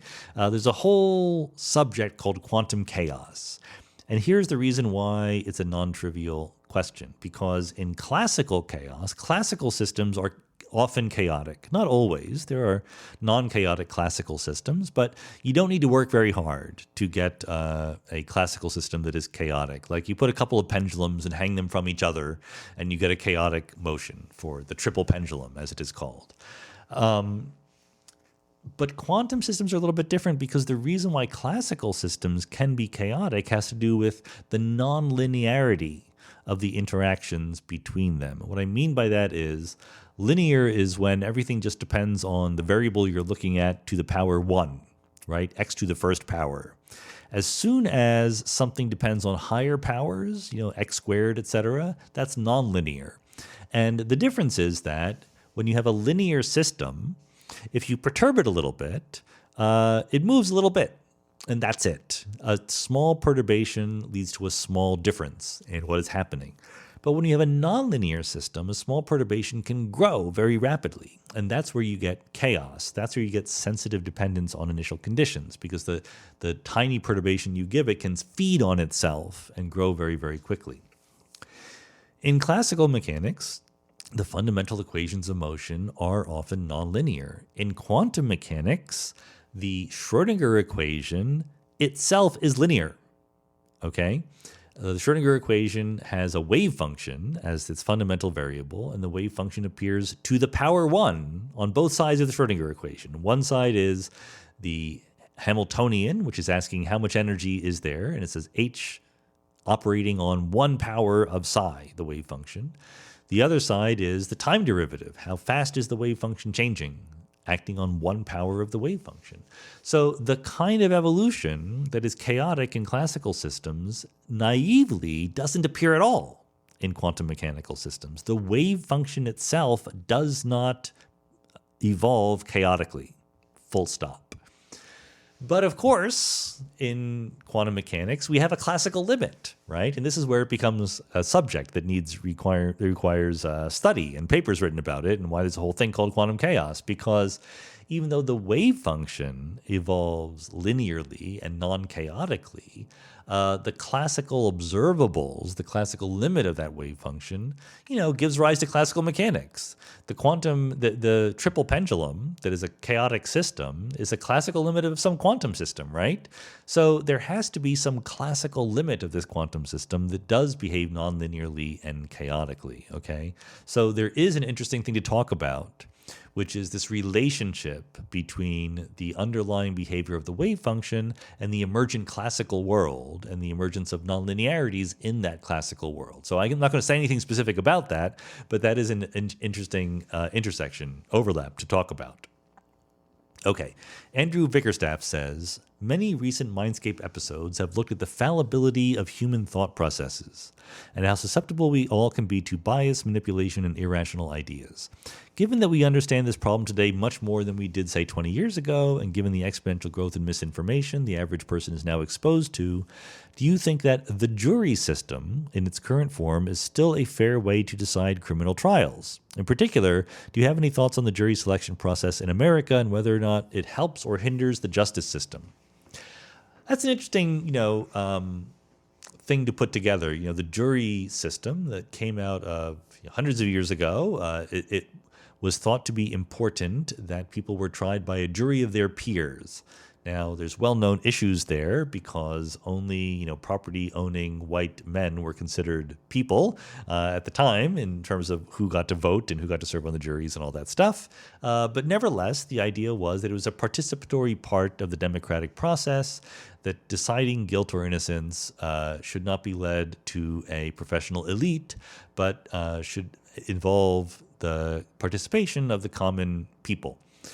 In part, a reflection of going way back to ancient Greece. In Socrates' trial, everyone in Athens who wanted to be part of the jury could be part. They all came and they all voted if they wanted to. We don't do it quite that badly. But by the way, for those of you who are not in the U.S., there is a right to trial by jury. We say there's a right to trial by jury. In fact, it's only for sufficiently serious crimes. Like if you get a parking ticket, you do not have a right to trial by jury for that. But just because there's a right doesn't mean people take it. In fact, jury trials are a tiny percentage of all of the legal actions going on in the legal system at any one point. Sort of the big ticket corporate legal procedures don't even go to trial, right? I mean, you can sue somebody, but they're usually just settled out of court after it becomes clear who will win at court. And even in criminal defense situations, you can easily just have a judge trial. You don't need to have a jury trial. It's something that the defendant can request under appropriate circumstances. So juries are not a big part of the criminal justice system overall. I certainly appreciate the problems with the fact that people who appear on a jury are not going to be, experts, right? They're chosen specifically not to be experts. But I think that, and I'm not an expert on this, but here's my feeling, and then real experts can let us know. There's both good and bad aspects of that. Okay, I mean, one aspect that is good is just the fact that it is participation. Just the fact that it's a reminder to the people on the jury that they play a role in the government, that the act of governing their country, including judging people's guilt or innocence in a court of law, is not purely the domain of some distant elites. It is something that everyday citizens have some role in doing. So that there's some civic virtue kind of aspect to it that way. And then from the other side, from the point of view of the defendants, et cetera, I think it's the case that usually juries take their jobs pretty seriously, right? It's an interesting phenomenon. I talked about this with Astra Taylor when she was on the podcast, the political system called sortition, where it's government, or not, if not the whole government, at least certain decisions being made, not even by voting, but by just a random selection of people. are chosen to sit and think about an issue. So not the guilt or innocence of some criminal defendant, but, a law, right? Should this be a law or not? So Sortition says we're going to pick some random representatives from the population, let them sit and think about it. And what you find is that when people are put into that situation, they usually take it really seriously. That doesn't mean they're good at it necessarily. They still have their own biases, etc. We're not always very good at making sure that all of the representative voices are heard on juries and things like that. But there are some surprisingly uplifting features of that kind of situation. So clearly juries do the wrong thing sometimes. That's absolutely true, 100%. But I'm not at all convinced, I don't know enough to have any strong feelings about, but certainly I'm not at all convinced that we would have a better system overall if we didn't have juries. Like, judges and lawyers can be bad too, right? Even though they are professionals. So I would need to see actual data-based, evidence-based studies that are trying to be very fair about whether or not juries overall make things worse or better. I really don't know. Brandon Lewis says, do you imagine that you will use quantum computing in your research once they become available to you and mature enough to be useful? And if so, what kinds of problems would they help you to solve? Probably not is the short answer. The research that I do is very pencil and paper. I do some minor computer simulations, like in the paper I wrote with Ashmeet Singh on dividing up quantum systems into subsystems. We did a little example, right? A little toy example with some simple harmonic oscillators, and we put it on a computer and simulated it. And in principle, on a quantum computer, that would be way more efficient, right? That's what quantum computers are really good at, is simulating quantum systems. And so in that sense, some of my research projects would be good fits for quantum computation. But I'm a little skeptical that you're going to get very powerful quantum computers like that, at least in an affordable way, anytime soon, by which I mean like my research career, okay? I'm a little skeptical that, we're going to build up a lot of qubits and have just so much capacity that people are going to have quantum laptops or something like that. I'm not at the level of using supercomputers even right now, so I don't think that we'll ever get to the level of needing a quantum computer for my research more than people who are really doing, quantum field theory simulating on a quantum computer or chemistry on a quantum computer. Those are the kinds of things that would be higher priority than little old me. Peter B. says, a priority question. You've discussed before how the many worlds of quantum mechanics may be just the other side of the same coin as the cosmological multiverse. I'm still struggling to understand this idea. I can understand how I am in a superposition with other versions of me in the quantum multiverse, but how can I be in a superposition with other versions of me trillions of light years away? Or are you saying that these types of multiverses redundantly contain the same set of events, but they're still distinct from each other? Well, this is a subtle thing, so I guess I've discussed it before, but probably not very often because it is a very subtle thing. I have a blog post about it that goes into more detail. This was an idea that, however many years ago, before these two papers came out, one by Yasunori Nomura and the other by Raphael Busso and Lenny Susskind. And they both were along very similar lines, drawing a connection between the cosmological multiverse and the many worlds of quantum mechanics. And before that, if you had asked me, I would have said, no, they're obviously very, very different. They have nothing to do with each other. But the missing ingredient, which is highly non-trivial, is the idea of horizon complementarity, okay? Which is a little complicated, but this is a priority question. So it was good that you put priority question in here because otherwise I might have skipped over it because this is complicated to explain. But the idea is the following. Due to Susskind and some of his collaborators, first in the context of black holes, they were trying to understand the black hole information loss puzzle. And there's certain features of classical black hole physics that are a little bit puzzling, not super puzzling, but a little bit counterintuitive at face value. If you throw something into a black hole, right? The famous thing to say for the information loss puzzle is throw a book into a black hole, the information falls in, it disappears. Classically, that would be fine, but quantum mechanically, it evaporates away. How does the information get out? But we all know, because there is something called gravitational time dilation, that from the point of view of the outside observer, at least in some approximation where the book does not have its own mass or something like that, but the book, you don't see the book disappear. past the event horizon, right? What you see is the book move more and more slowly as it comes close to the event horizon. The book doesn't feel that way. If you were riding the book, if you fell in with the book, you would just pass right through the event horizon. But from the point of view of an outside observer, it just seems to slow down and creep up closer and closer to it. So Susskind and friends said, well, maybe there's like a souped up quantum version of this, which says that there's one thing that is going on in the world, but there are two different ways of talking about it that depend on which observer you are. There's the observer that falls in and everything is just perfectly normal.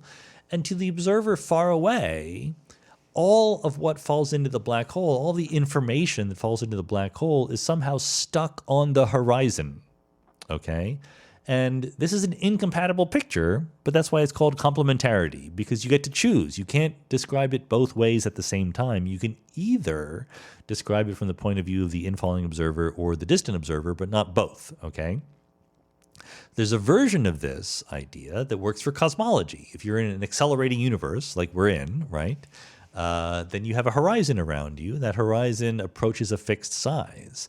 And so the horizon complementarity view of cosmology would be that there is no outside universe. This is kind of there's different versions of this idea. I'm telling you the most radical, hardcore version, okay? The most radical version is there's the universe we see from inside, and what you and I think of as the external universe, all of its information is just on our horizon. There's nothing more to it than that, okay? But that includes everything that you might have been tempted to say is outside our observable universe. It's all just encoded on our horizon, and that's a finite amount of information that you need that would ever be relevant to describing the outside world. Okay, what does that have to do with many worlds and the multiverse? Well, it would seem that taking that idea at face value rules out the multiverse, right? You're saying that there is no universe extending infinitely far away, there's just our horizon. But now, remember, there's the many worlds interpretation of quantum mechanics. And in these cosmological theories of the multiverse, what you're imagining is there are quantum mechanical transitions between different vacuum states that would look like different local laws of physics. So much like a decaying nucleus, or let's say just pick an individual neutron out there in space. A neutron can decay, we say, into a proton, an electron, and an antineutrino. In a correct many worlds version of that story, we say that the neutron wave function evolves into a superposition of a neutron plus proton, electron, and antineutrino. In a very similar way, the universe evolves into a superposition of our vacuum state plus other vacuum states. And in all of them, according to this version of the story, there's a horizon, and this horizon has a certain size, and that's the whole universe. So what this theory says is that the cosmological multiverse still exists in the presence of horizon complementarity, but it exists because of the many different branches of the wave function. All the different parts of the universe where there's different local laws of physics are sitting on top of each other at the same point in space in some ill-defined sense. But all the branches of the wave function describe individually finite-sized cosmological horizon-sized patches. Okay? That's the story. So you can sort of instantiate the cosmological multiverse in one patch of space-time by evoking the many worlds of quantum mechanics. That's the idea. Is the idea right? We don't know. We have no idea. This is doing our best to draw conclusions from sketchy assumptions about how both gravity and quantum mechanics work. So it's possible, but I couldn't tell you whether it's right or not. Matt Hickman asks a priority question, to wit, can I have another priority question, please? Nope, you can't. That's the whole idea of the priority question. You only get one. So you should use it wisely, or you should have used it wisely, however you want to parse that. Rebecca Lashua says, you've mentioned in the past that if you weren't a theoretical physicist, you would consider being a theoretical computer scientist. Are there any particular results in the theory of computation that you find interesting or aesthetically pleasing? It's very vague because I'm not a theoretical computer scientist, but I find fascinating, the restrictions on computability and computation. And as we discussed before in the AMA, all of the structure that sort of comes to life because of our boundedness and finitude, right?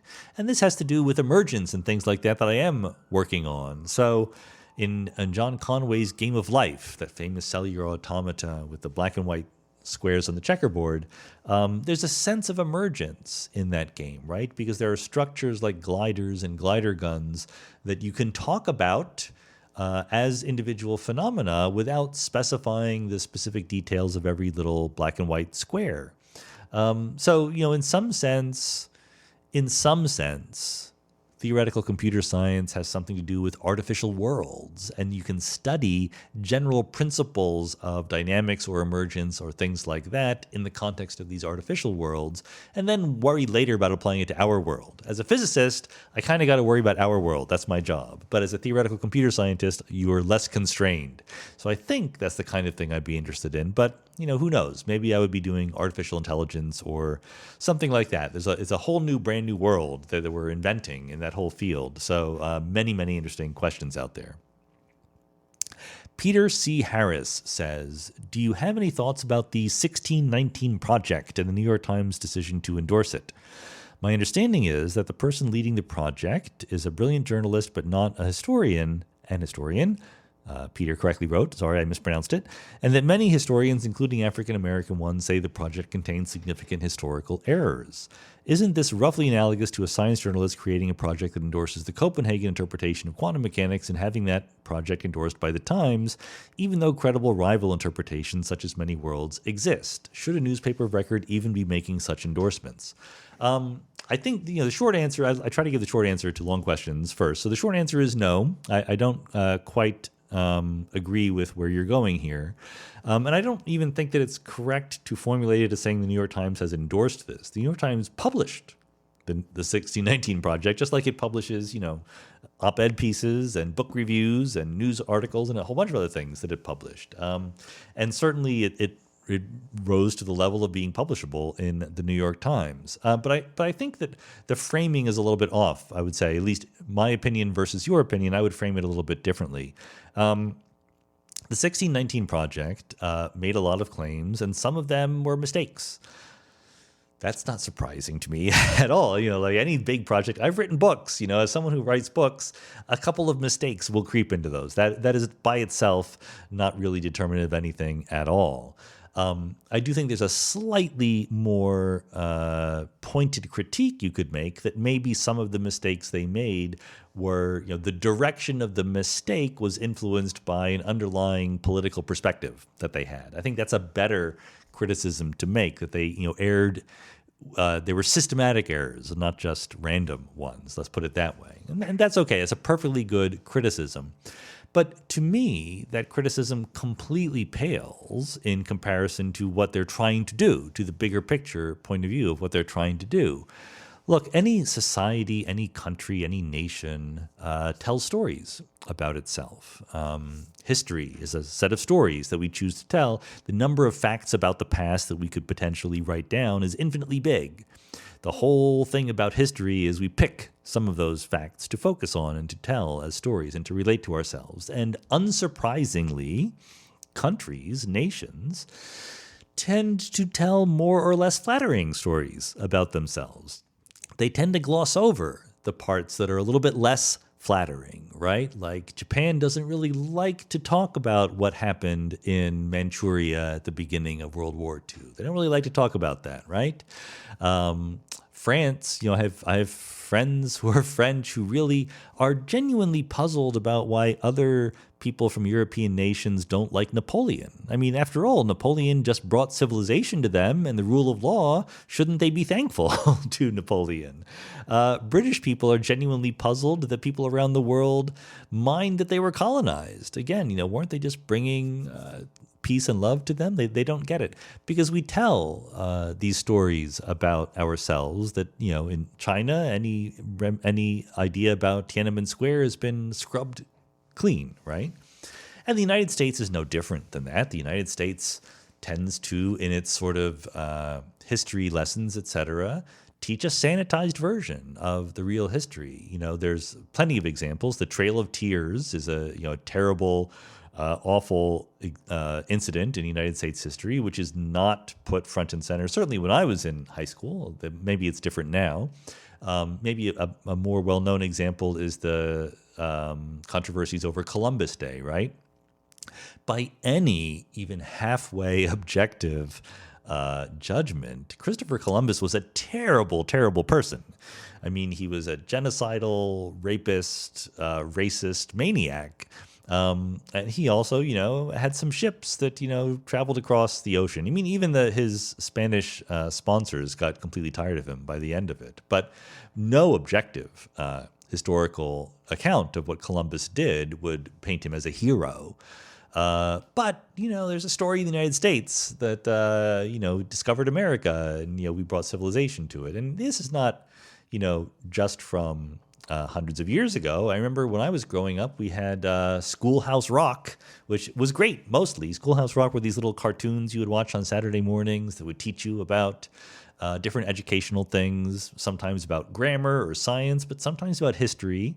And there was one called Elbow Room about how, when the colonists came from Europe to the United States, they needed elbow room, they needed space. So they basically spread across the country and everyone was happy. That's a story that we're telling that leaves out certain aspects of the story, namely like all the indigenous people who were killed, right? And their cultures wiped out in the process of that expansion across the continent. And the idea of slavery and its role in the whole history of the United States is one that absolutely we don't always face up to in the United States. And so the goal of this 1619 project was to put slavery front and center as an aspect of what was being thought about at the founding of the United States. And did they go too far sometimes? Did they overemphasize the role of slavery and, why the American colonies chose to declare their independence from Britain and so forth? Maybe, very plausibly. I'm not a political expert there. But look, the point is, it's them versus the world. It's not like they're the only history of the United States has ever been written. They're going up against every other single history of the United States where the role of slavery has been underemphasized. You need a correction in these situations. And so good for them for moving in that direction. I think that this is part of being honest, being factual and evidence-based, is that you have to look at your potential biases. And this goes for countries just as well as it goes for individuals. You want to tell a story of your past that makes you look good, right? And this, again, for societies as well as for individuals.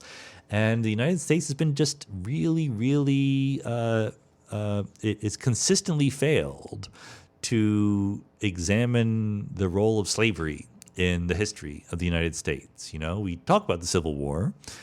Plenty of people in the South still think, that the Confederacy was virtuous in one way or another. And they try to tell themselves stories about how it really wasn't about slavery and things like that. And so, I am perfectly willing to criticize factual mistakes that are made by the 1619 Project or anywhere else. But the project is well worth taking seriously. We need to examine our flaws. And again, this is part of being honest and truthful and factually based. We need to be able to face up to the parts of our history personally and nationally and humanly that make us the least comfortable. It's not always an easy thing to do, but I applaud them for pushing us in that direction. Paul Cousin says, the last episode with Ty Dene Bradley was fascinating. In it, you discussed the philosophical question of whether it could be conceivable to find all of the semantics and the statistics of the words alone. Would it make the idea more realistic if we include in these statistics all the sensory inputs that humans receive from the world while experiencing words? In which case, a machine would be strongly limited in its abilities to understand language unless we provide contextual sensory information as well in the data set. What do you think? Again, this is something where I don't have thoughts that are necessarily a very expert level, okay? This is a the kind of question that people take very, very seriously in AI, robotics, language studies, linguistics, etc., semantics, semiotics. But let me just say that, maybe in principle you would get a different view of the role of language and how it was used if you coupled it to observations of the outside world. So you look at not only what words are being said, but in what context those words are said. What is going on in the world around you, what data you have in front of you when you say those words.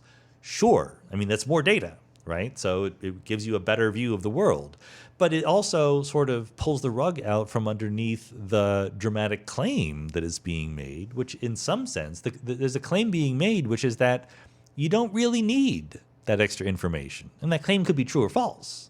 But the idea is that there is enough information just in the relationships between words and how they appear that it greatly constrains the possible meanings of those words, even if you don't know what the person is looking at or talking about or whatever. So yeah, you might be able to get even better understanding by adding more stuff in, but the question is, can you get a really, really good understanding without it? I think that is the issue that is trying to be addressed by this research. And again, the answer might be yes or no, or yes sometimes and no other times, but that's what they're trying to do. Naive Alam says, which genre of music do you consider to be your favorite? Do you have any interest in opera, say by Wagner, Strauss, or Mozart? So I'm pretty ecumenical in my musical taste. Like, I like music overall. I like all sorts of different kinds of music. But, classical music is something where I'm not an expert. Like, I know that there are layers there that I am not sufficiently discerning or familiar enough to really talk about or judge in any reliable way. So I'm very happy to go to the opera and enjoy it, but I'm not going to claim to be appreciating the nuances that a real expert would be able to experience. Somewhere between jazz and classic rock are my favorite genres of music. I grew up in the 70s, I guess, my formative musical years, 70s, early 80s, and and I like the music of the 60s and the early 70s and in popular music wise. So I mean, that's my bread and butter. And then later on I discovered jazz and would go to jazz clubs, and I really do love jazz, probably, maybe a little bit more even than rock and roll. But, and everyone from Mingus to Thelonious Monk to a whole bunch of people. There's a reason why I had Wynton Marsalis as one of my first podcast guests. But, I'm not very judgy about music. I'm not, it would be weird, since I'm not even a moral realist, for me to be an aesthetic realist. I don't think there is a fact of the matter about what music is good and what music is bad. Music is what moves you. I mean, what matters about music to me is what moves you personally. Like, you can like and enjoy the simplest, dumbest bubblegum pop music as far as I'm concerned. I do not think any less of you for that. I don't think it's wrong to like that, okay? If it brings you pleasure, then that's great. And there's no special accomplishment in liking the weirdest, most challenging music. Like, it's good if you like it, that's cool, but it doesn't make you better than anybody else, Liking John Cage is not intrinsically superior to liking Britney Spears or whatever it is, whatever comparison you want to do. Alex Borland says, do you have any favorite restaurants in Boston, especially in Chinatown? I debated whether to answer this question because the answer is no. I don't have any really super favorite ones. But I wanted to just remark on the fact that, I love Boston. This is where I'm spending some time here, and I spent 8 years of my life here, living here. The restaurant scene, man, it's just not up to snuff. Sorry. Before this, the two cities I lived in, or in between, when I was here for grad school and postdoc, and now the two cities I lived in the longest were Chicago and Los Angeles, both of which in their ways are amazing food towns. Weirdly, Chicago is great for fine dining, for like 3-star Michelin star restaurants kind of things. Alinea, which is arguably one of the world's greatest restaurants, is there. And there's plenty of other restaurants sort of in that stratosphere for, getting dressed up a little bit, spending a lot of money. Chicago is just amazingly good. And it's not even a lot of money, to be honest. Like there are cities that are a lot more expensive than that. Whereas Los Angeles, the sort of street food, ethnic food, variety of different cuisines and different mixtures is unprecedented in my experience. And of course, there's other cities, New York and San Francisco and whatever, that have amazing food scenes, and in their own ways, New Orleans and Austin or other places around the U.S. And Boston is fine. It's okay. But look, I live in Chinatown right now, live for a couple months, and I'm surrounded by dumplings, so many hot pot restaurants, a few noodle restaurants, and they're fine. There's a little bit of variety. There's a Malaysian place that is of the ones I've sampled, this Malaysian place is definitely the best, but it's not like transcendently good, right? It's not like you're going to get in the San Gabriel Valley, and if you're in Los Angeles. I've been to a couple of fine dining restaurants here in Boston, and they were fine, but not as good as you get in Las Vegas. In Vegas, you get really good fine dining, much less Chicago or New York. And probably the single best restaurant experience I had was a place called Ruka near Chinatown, near Downtown Crossing, which is sort of like it belongs in Vegas, honestly. Maybe it has an outpost in Vegas. It's like a hip Japanese/Peruvian fusion place. And that's the kind of recipe for disaster if you do it badly, but they really do it well. Like the cold sesame noodles and the rolls that they had were really, really top notch. I got to give Ruka some kudos there. RUKA if you're near Chinatown in Boston. Justin Bailey says, "What do you think is the most credible explanation for why we experience a single reality in a branching universe?" So I think this is one of those like sneakily difficult but really fascinating questions, actually. So I'm more hardcore about quantum mechanics and many worlds than even most other many worlds people are, more than David Wallace is, in the sense that I think that the ultimate way to think about reality is a pure quantum vector, not something that sort of is based on some pre-existing classical precursor theory. So to me, there's work to be done in explaining why the world looks classical at all. More work than for most people who sort of presume some classical superstructure hidden in how they define the correct theory of the world. Like they put in space and fields or particles or whatever. I think that all those have to emerge somehow from the wave function. So it's a tricky question, why we experience a single reality. So first you have to say why. I mean, there's different levels to this question. One is, how is it that a classical looking world can emerge from a quantum mechanical underlying structure? And I think that there seems to be a lot of prerequisites to that. The underlying quantum structure has to have a lot of properties that are necessary to allow for a classical limit to exist. So when you say single reality, sorry, let me back up. There's just too many things going on here with this question. So let me finish that thought I was making. Only certain quantum theories will have classical limits at all, okay? That is one fact, and we're still trying to investigate that and understand it better. The other, which I should have said first, is that the word "we" is sneakily important in this question you ask. Why we experience a single reality, okay? So, again, if you were the quantum version of Laplace's demon, you could just talk about the wave function of the universe. You wouldn't need to talk about branches or anything like that. But Everett's insight is that when the branching happens, what occurs on one branch has no effect whatsoever on what occurs on other branches. So that is a subset of a sort of deeper principle.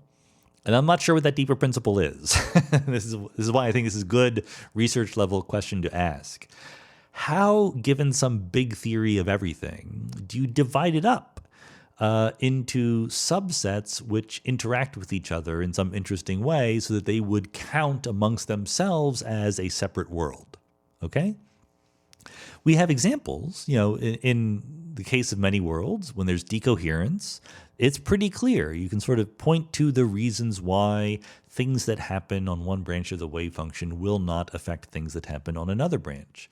In the cosmological multiverse, it's also clear because forget about all the craziness we just talked about horizons and complementarity and things like that. In the naive picture of the cosmological multiverse, where something is just trillions of light years away, you can't get to it. So that's a pretty straightforward reason why you can't interact with it, and therefore you're part of a separate universe, self-contained kind of universe. But the general theory of that, I don't know. I don't know what the general statements are about when to divide things up into different universes, which you would call, like, I cannot treat myself and the table in front of me as part of two different universes because I can easily interact with it and affect it and it can affect me, right?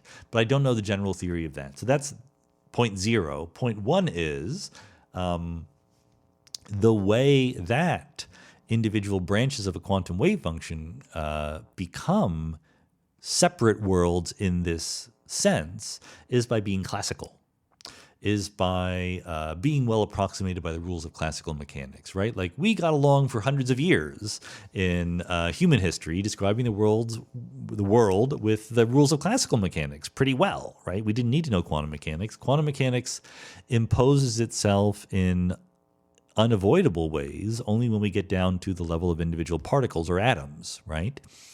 Why is that? Why are there classical limits to the world, and why do we need there to be classical limits to call it a single world? Okay. And then finally, so there's the question of, given a quantum theory, how do you get a classical limit out of it that you would call a single world? Then there's the very deep question of, why does the quantum theory of our universe have the properties that are required to give you a classical limit at all? Why are we allowed to have a classical limit? I don't know that one either, right? That's another set of rules that we don't have written down yet. So all this is very difficult to answer stuff. So the vague answer to your question is there is some feature of the real world that is fundamentally quantum mechanical, but is amenable to an emergent higher level description as a series of parallel classical approximations. Why that's true, or under what conditions it could be true, are things that we don't really know very well. Josh Charles says, when thinking about the far-flung future, do we have an idea of how much matter would escape going through the process of entering a black hole and being radiated back out? So I think what you mean is, if you just let the universe evolve for a long time, some matter is going to fall into black holes and then be radiated away eventually, and some maybe won't. I'm sure this is a very answerable question if you really sat down and thought about it very carefully. There have been papers written by Fred Adams and Greg Laughlin about exactly these kinds of questions, about the ultra long-term fate of the universe. And I think the question is that most matter falls into black holes if you wait long enough. Some matter was just like flung out into the space in between the black holes. But, our galaxy, for example, most particles in our galaxy are gravitationally bound to the galaxy, right? They're not just passing through on hyperbolic orbits. And what that means is if you wait long enough, they will spiral into the black hole at the center. Now, you have to wait a very, very long time. And the spiraling in is caused both by mixing between different parts of the stars and gas and dust in the galaxy, by the emission of gravitational waves, by just cooling off and emitting photons, by a whole bunch of different things. Plenty of things won't fall into black holes. Plenty of photons will never fall into black holes. But I think most of the actual massive particles in the universe will eventually get there. That's my belief.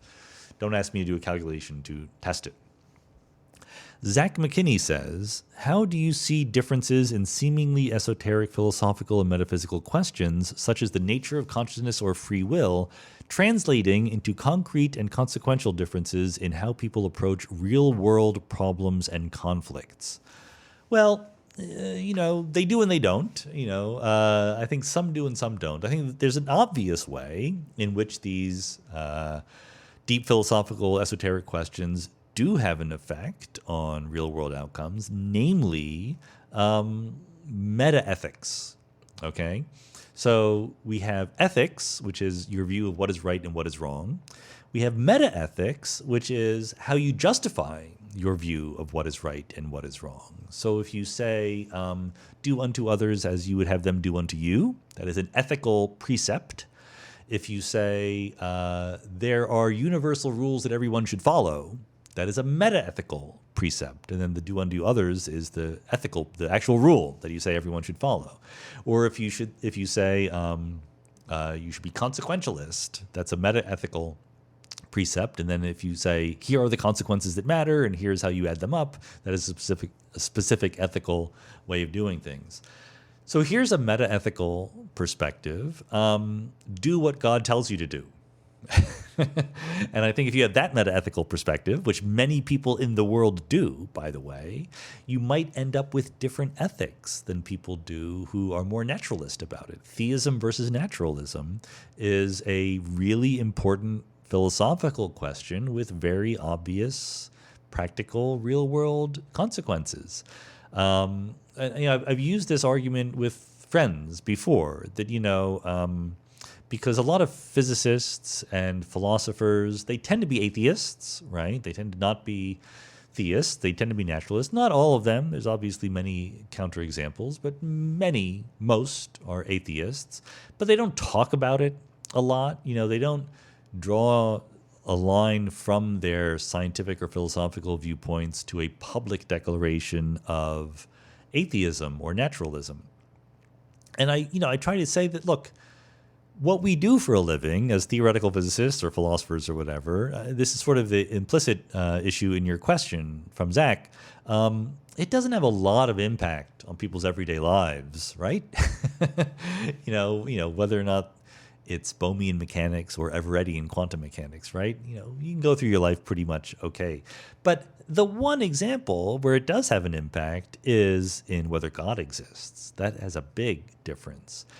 And then, and you can sort of fill in the gaps, fill in the details about how that might affect people's behavior in the real world. And then also, even if you specialize to people who are naturalists, I don't think that naturalists have done a good job of telling people how to live. Or if you don't want to be quite so prescriptive, of suggesting ways that we can find meaning and purpose in our lives, even without God. There's some cliches that we bandy about, but really when you get right down to it, it's not quite as convincing and full of a story. And it could be and should be, but we've abandoned these sort of underlying philosophical justifications for a lot of the choices and modes of life that we've had throughout human history without actually changing the modes, because we haven't really thought through what the implications should be of this new view of the fundamental nature of reality. Look, again, I'm quoting a lot of old podcasts here, but go back to the very first week of podcasts I did, and I talked to Anthony Pinn, who is an atheist theologian at Rice University. And also he's black, and he cares a lot about how the black community is very religious, and he thinks that they should be more atheist, but he gets why they're not. And he says, look, you have that black people get something out of going to church, out of being part of a religious community. And you can't just tell them that the force of reason is against their belief system. You have to give them a soft landing. You have to tell them how they can live just as fulfilled and rewarding a life without that religious superstructure. And you haven't, he says, you atheists, who he includes himself and myself among them, you haven't done that.